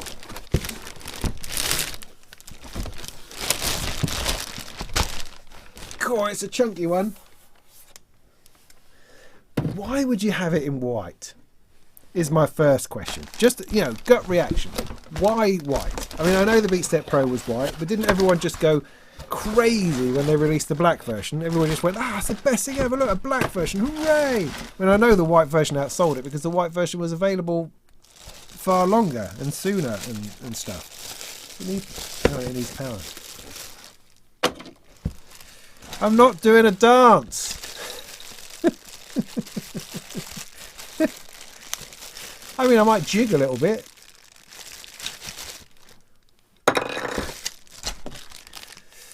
Am I going to need a USB? What am I going to do with the USB cable?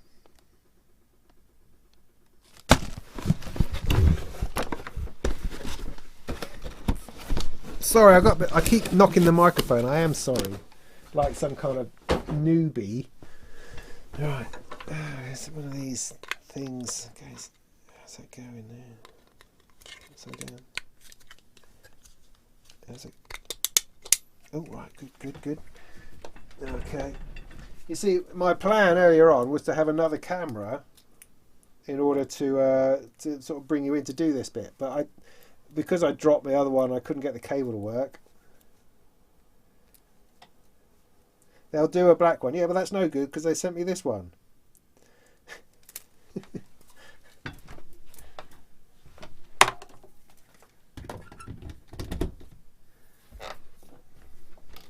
Oh, why does power have to be over on that side? How am I? So that's gonna. Okay.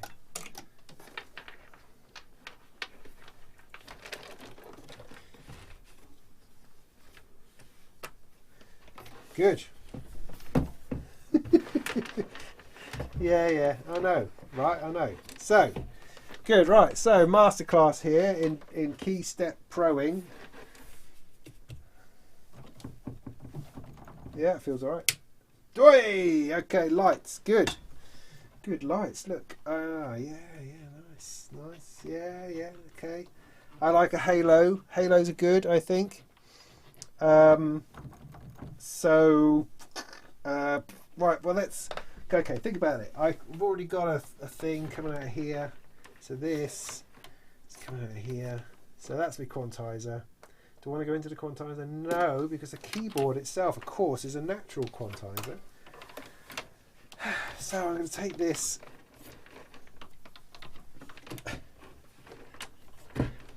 Alright, second thing, right? Why not have the patch points on the top? Why on the back? Because inevitably you're going to put... I had the same problem with the Beatstep. You're going to put it up to your rack. You are, aren't you? Aren't you? I mean, it's going to be here, isn't it? Isn't that exactly where it's going to be? And so in order to plug anything out all the time, I'm having to lift it up and do this. Why? Why not just have them on the top, coming out of the top, like all this stuff does? Anyway, so voice 1, pitch, good. Okay, gate. Now I've got a gate going into this, which is coming from here on a not very long cable. There's a slightly longer cable. So I'm going to take the trigger. Oh, I hadn't screwed that one in. Sorry about that. I'm going to take that one.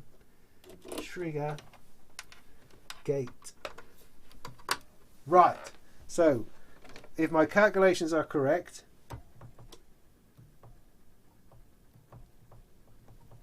no, he's coming out of that one. Look at that. Look at that.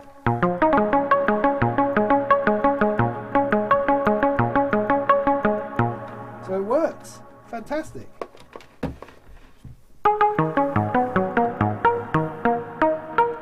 So the question then is, where's the clock coming from? It says 1, 2, 3. I've got a... Somebody keeps telling me there's a metronome. Shift control. Shift metronome. Tap tempo. Shift metronome. Metronome off. Metronome on. There it is.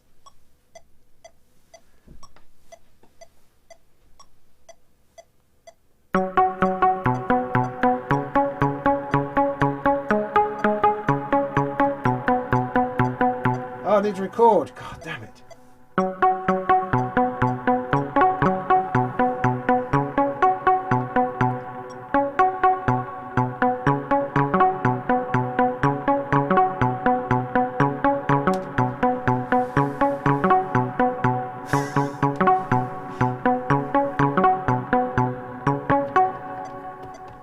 Let's try that again. I can do 64 steps. No, I can't. 32. I can't do that. Last step. 64. Oh, now it's over there. But I don't want it to start again at the beginning. Okay, here we go.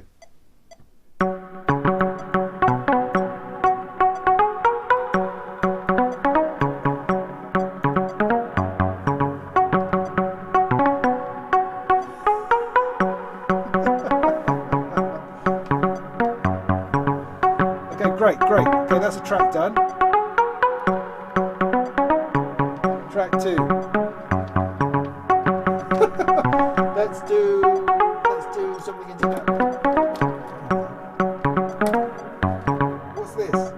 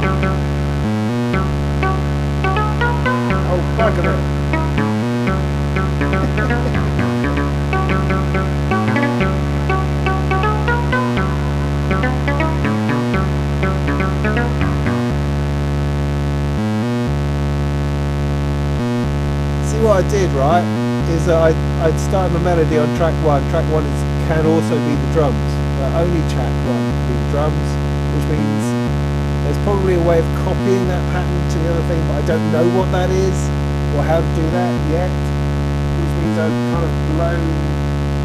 I'm quite enjoying that. So this one I can also this one.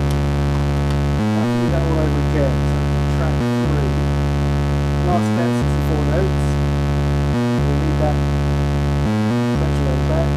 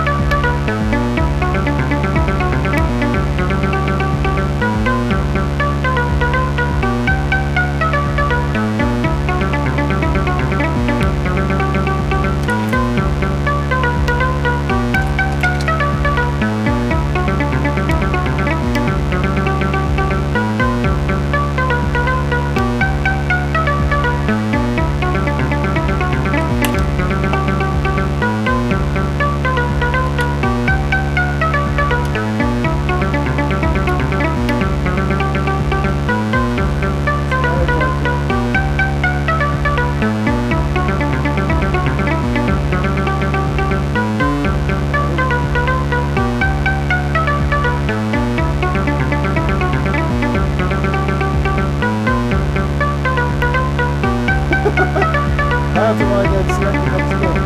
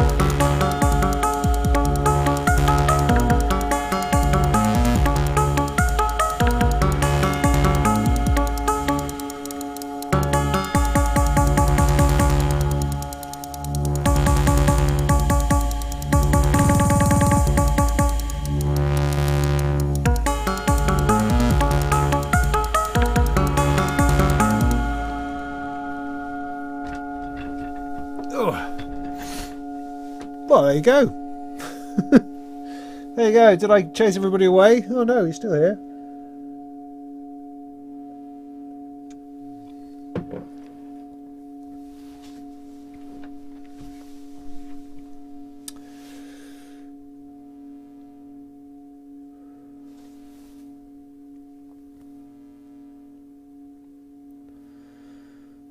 Oh, apparently I've lost the chat. Have I lost everything?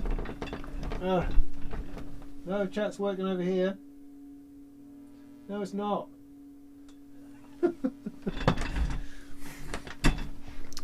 Oh, hang on a sec. Let me find this out another way.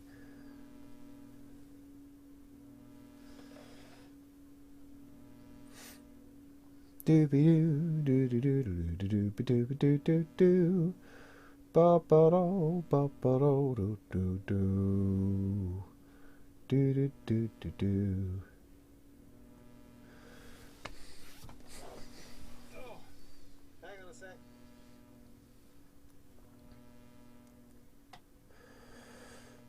Okay, yeah, there you go. Straight out of the box. As somebody said, as Andrew said, yes. Cool, there we go. I found the chat again. Thank goodness for that. I don't know what's going on with this world anymore. So yeah.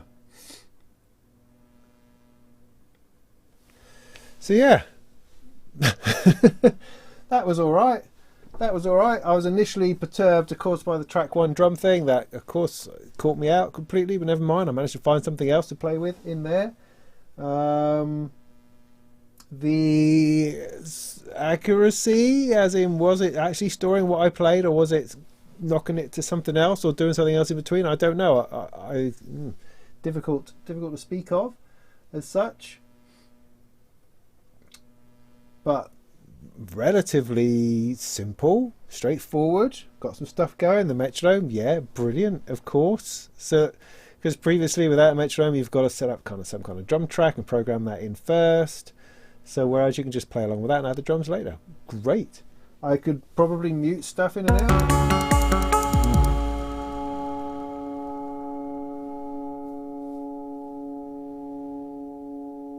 Well, I can just flip and mute everything, evidently. So why does...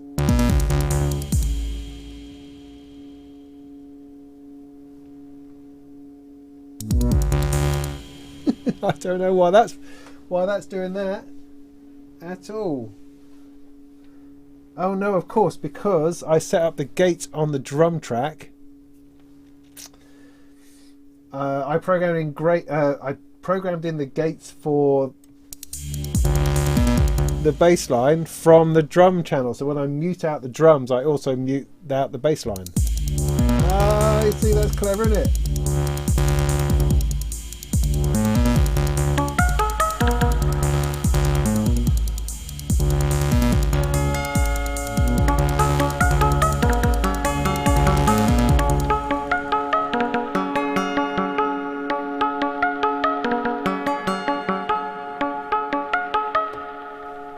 There we go. So yeah, simple enough, useful, yeah, definitely. I mean, what I absolutely imagined this would do it would make me write a pop tune. That's what it would do. I would be Bronski Beat, I would be Depeche Mode, you know, in the good days, or something along those lines. Well, anything a bit Vince Clarke-y, I guess. That's what I assumed. That's exactly where it took me straight away. Because that's what a keyboard does to me. If I do anything with a keyboard, it's always going to be dum dum dum dum dum dum dum. It's going to be that. It is. That's the paradigm that takes me to. That's why I enjoy not having a keyboard, because I don't find myself in that trap. Now, to also say it's not a trap, it's a release. Because I could spend some time with this and produce some pop, and that might be fun, man. That might be great. What I think I'm older and wise enough now to know that this is not going to ruin me. It's not going to turn me into only ever making one sort of music. It will if I leave it here. But I think I can pick this up, give it a go, have a bit of a play, and produce some fun music. I think that's all right. 4 channels. Somebody else I heard people moaning, oh, 4 channels. I mean, everything is... When do you need more than 4 channels? Who's got 4 oscillators? I mean, the other thing that also appeals to me about this is the MIDI side, obviously, because I have a Descartes Dream, which will be finished soon, roughly, that I could absolutely incorporate into that. Now, of course, also the other thing is that I'm kind of looking at anything between 16 and 64 note loops at the moment.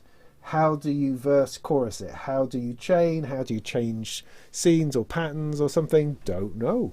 Don't know. Can I create a song from just this keyboard? Don't know. Well, I guess these are things we will find out. I found the shortcut buttons to the tick tick tick type things, which is lovely. There's also these knobs that I don't really know what they do yet. So yeah, lots in there to find, I think. So yeah, it was a fun start. And what I like is that it didn't give me trouble. I guess I'm not actually synced to anything because of the metronome. I'm not having to sync it up and worry about that. I can just use the internal stuff, not worry about the clock, listen to the metronome, get that going. That's a useful thing. If I have to connect it up and start clocking stuff, is that going to make a difference? Is that going to make it all fall apart? I don't know. So interesting. But yeah, all right. Shame it's white though, isn't it? Could have been anything, any colour other than white, really. Because I know what will happen. It'll just get, you know, I'll get jam on it and stuff. That and the fact they all look at all these flipping plugs out the back. God darn it! What am I going to do about that? Oh, that's just... I'm going to have to get a whole load... Well, I do have a few now. Right-angled plugs. That's the answer, isn't it? But I don't have the long ones. I've got a bunch of these sticking up. See, that would make it... That's the answer. But then I don't actually want it right-angled on the other end. And I'd have to do that. I'd have to get specially made... proper, really expensive posh cables made purely because Arturia decided to put it on the back. You know, how likely does that seem? Or I guess, you know, I mean, I feel put out, but I could just have the keyboard like there rather than there. You know, it's asking a lot though, I think, don't you? I think it's asking a lot. Right, so I do another one. I could keep this up all night. Okay. Thanks. You're welcome. No worries. Oh, I've broken it. No, ooh. I don't think Colin Benders has got anything to worry about.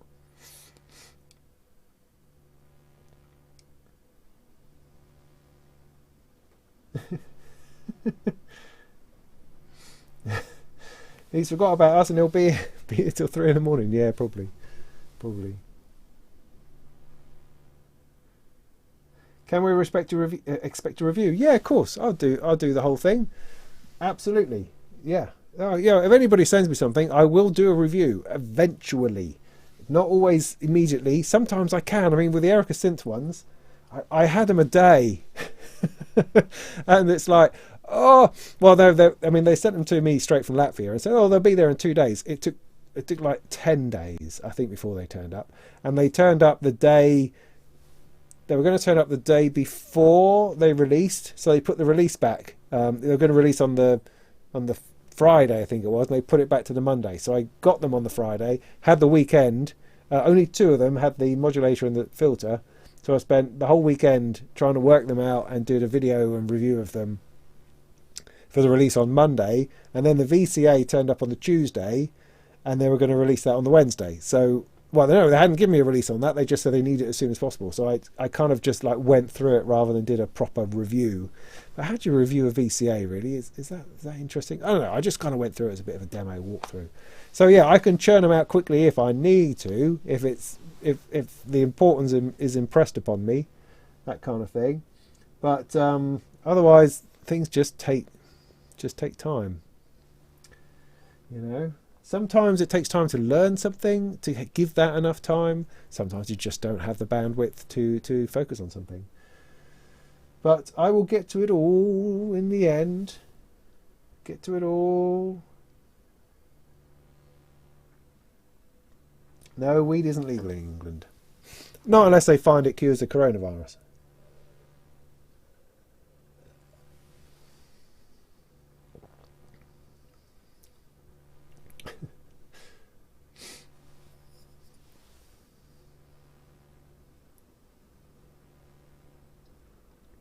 The Beatstep had probability. Does it have that? There's a button here called, there's a knob here rather called randomness. If I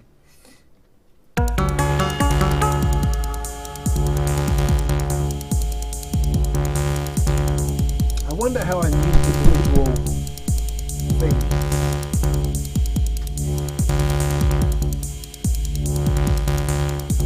I bet I can.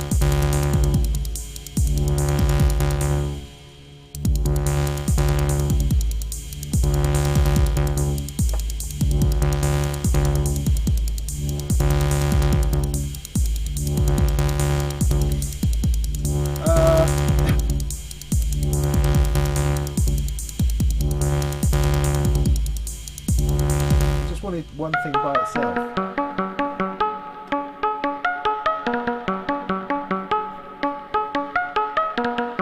So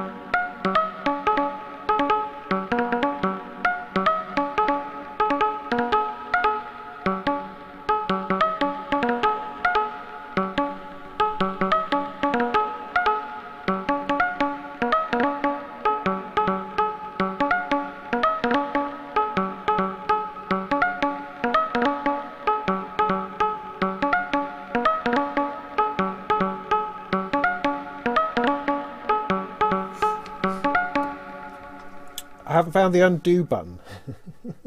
Probability, it's not clear. There's a randomness knob, but I don't know how I assign it to things.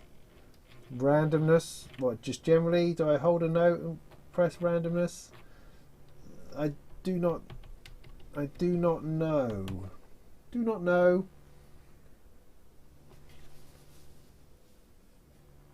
But I imagine these things will become clear, of course, obviously.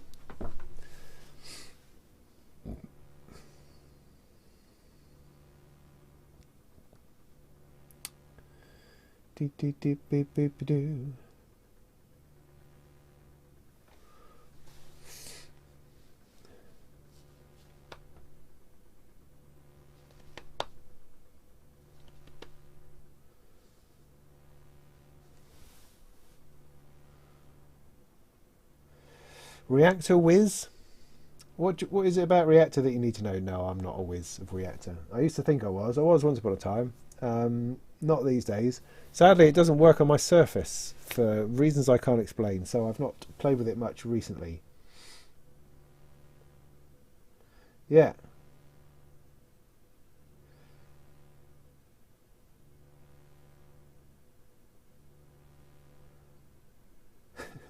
Sorry, I'm reading comments from way back. I am sorry about that. Let me try to catch up a little bit. Yeah, it randomized. Exactly. That's what it did. It randomized. It's not, it wasn't probability, it was randomization. And then I couldn't undo it. Once you press that button, all hope was lost. Yeah, reading manuals. There we go. So, there we go. That's the thing. Just the fact that I can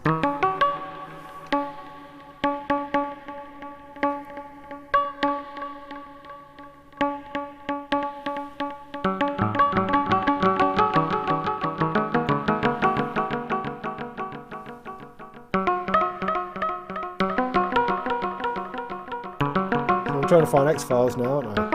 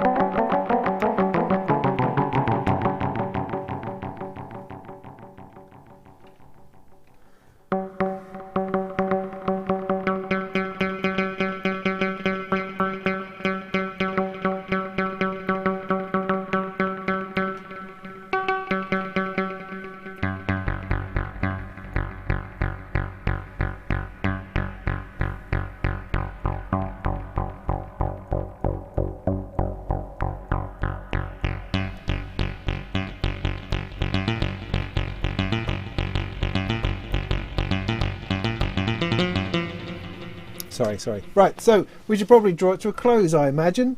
It looks like I could probably have fun with this. This is probably one of the reasons why I've left it in the box so long, is because I knew it would distract me from what I'm trying to do. So this week, soldering and trying to make sure I keep up to date with all my work. That's the plan for this week. Going forward into the future, I reckon, I mean, I don't know about you, but I figured that these live streams that we do with just me and you guys and girls, did you know I got up to nearly 4% female viewage, which is extraordinary statistics. I mean, that's a 4-fold increase over this time last year, which is awesome. That's such a great trend to see, that there's more of a mix, just a tiny bit more of a mix, which is great. I mean, I felt really good about the Molten Chats, the fact that I had a good balance of people, nationalities, genders, that sort of thing. That felt really good to me, and it wasn't difficult at all. It wasn't,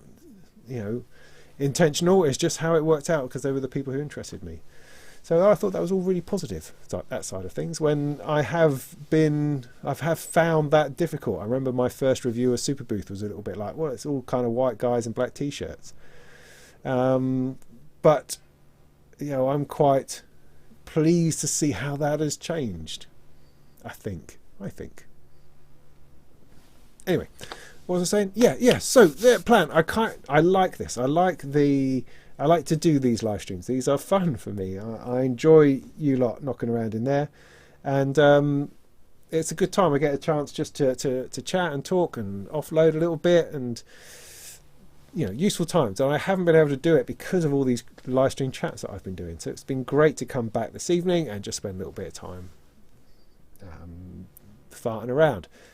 That's good. So I want to keep doing that once a month, as I have done before. The Molten Chats, though, I think have demonstrated their value, and so I think I'm going to aim to start with is to do one of those every month. So in the middle of the month somewhere, to offset from this one. So this one at the end of the month, as usual, after the Molten Music Monthly, do this one. Somewhere in the middle, I'll try to get in another chat with somebody. So this month, for instance, it's going to be Tim Exile from Endless.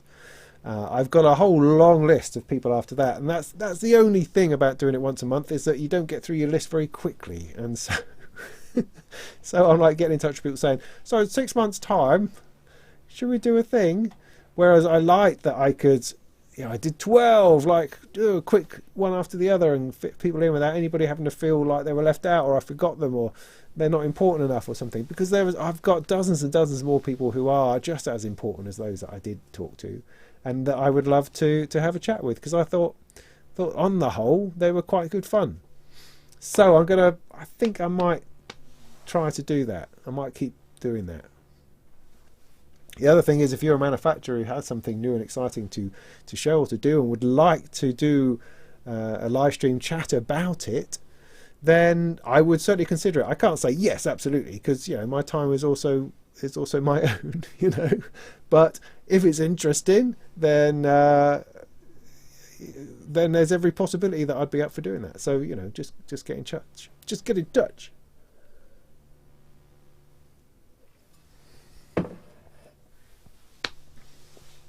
Once a week. Up yours. Once a week.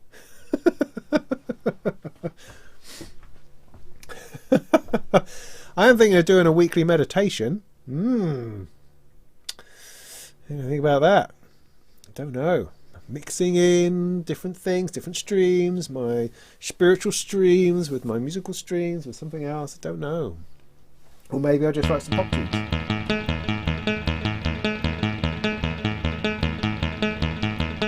Let's do that. Let's do that. So how do I clear the whole thing? Clear the whole thing, please. Clear the whole thing. Is that clears the whole thing? I don't know. Yeah, it seems to.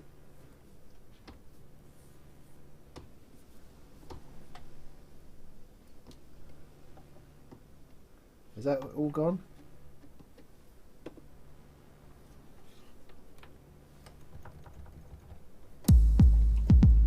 Ah, look at that!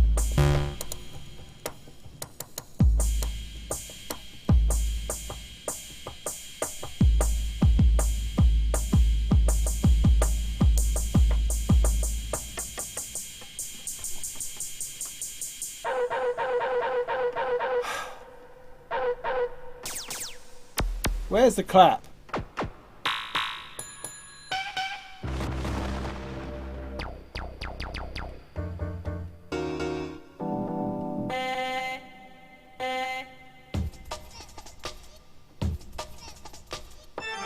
For crying out loud. I've gone the wrong way.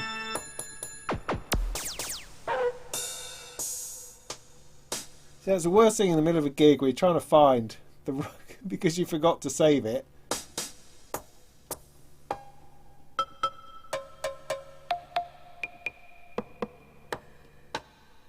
There! 808 or 909 clap, which do you want?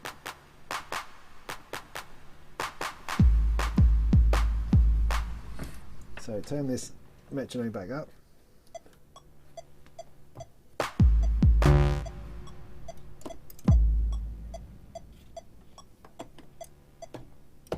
Why can't I now start it? Recording. Exit.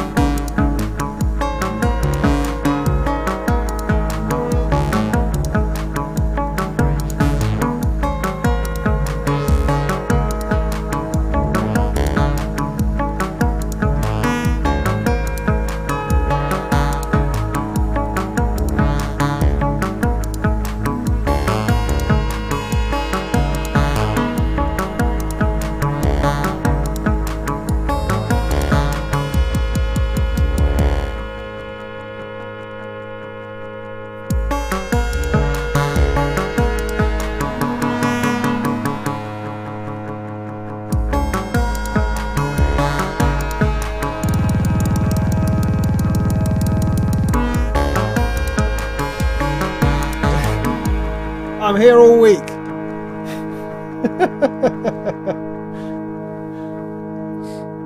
Yeah, there was a dog bark. It's the silly sample set that's in the Pico drums from Erica Synths.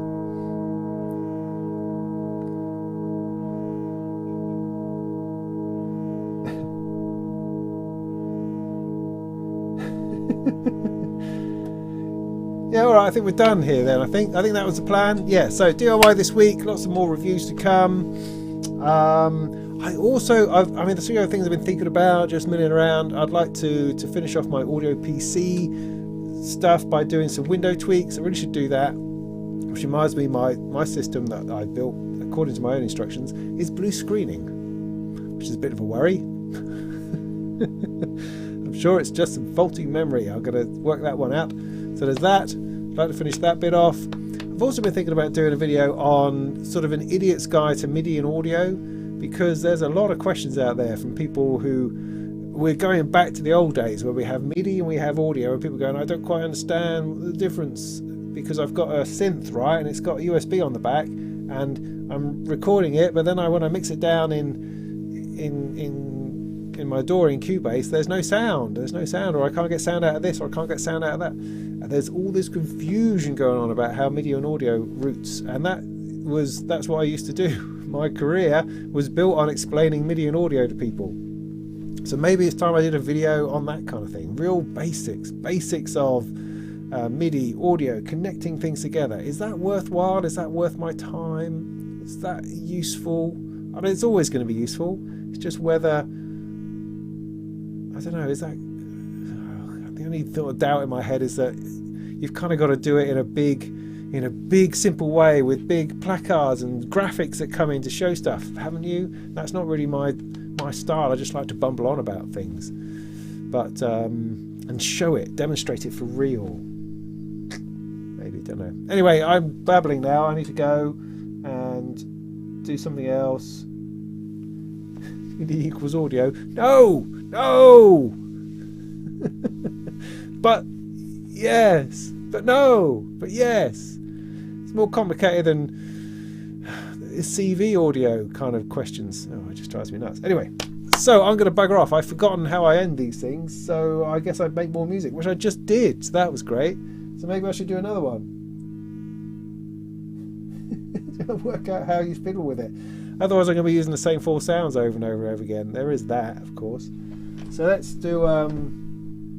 There's probably a way to erase everything.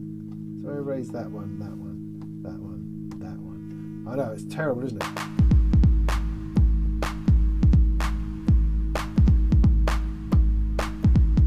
In 1940, I can't remember how words go. That was going to be 19 there for a minute.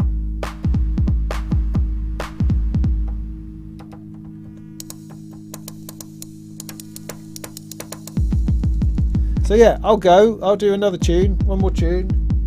Let's bring the tempo down a bit. Oops, where is it, this one?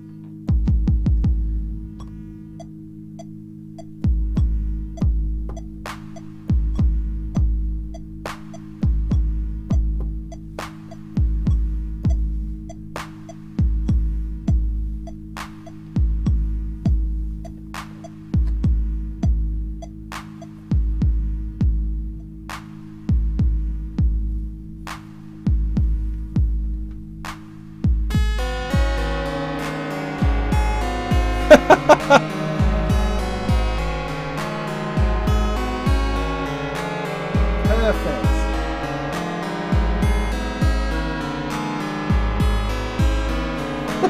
What are we going to do with that?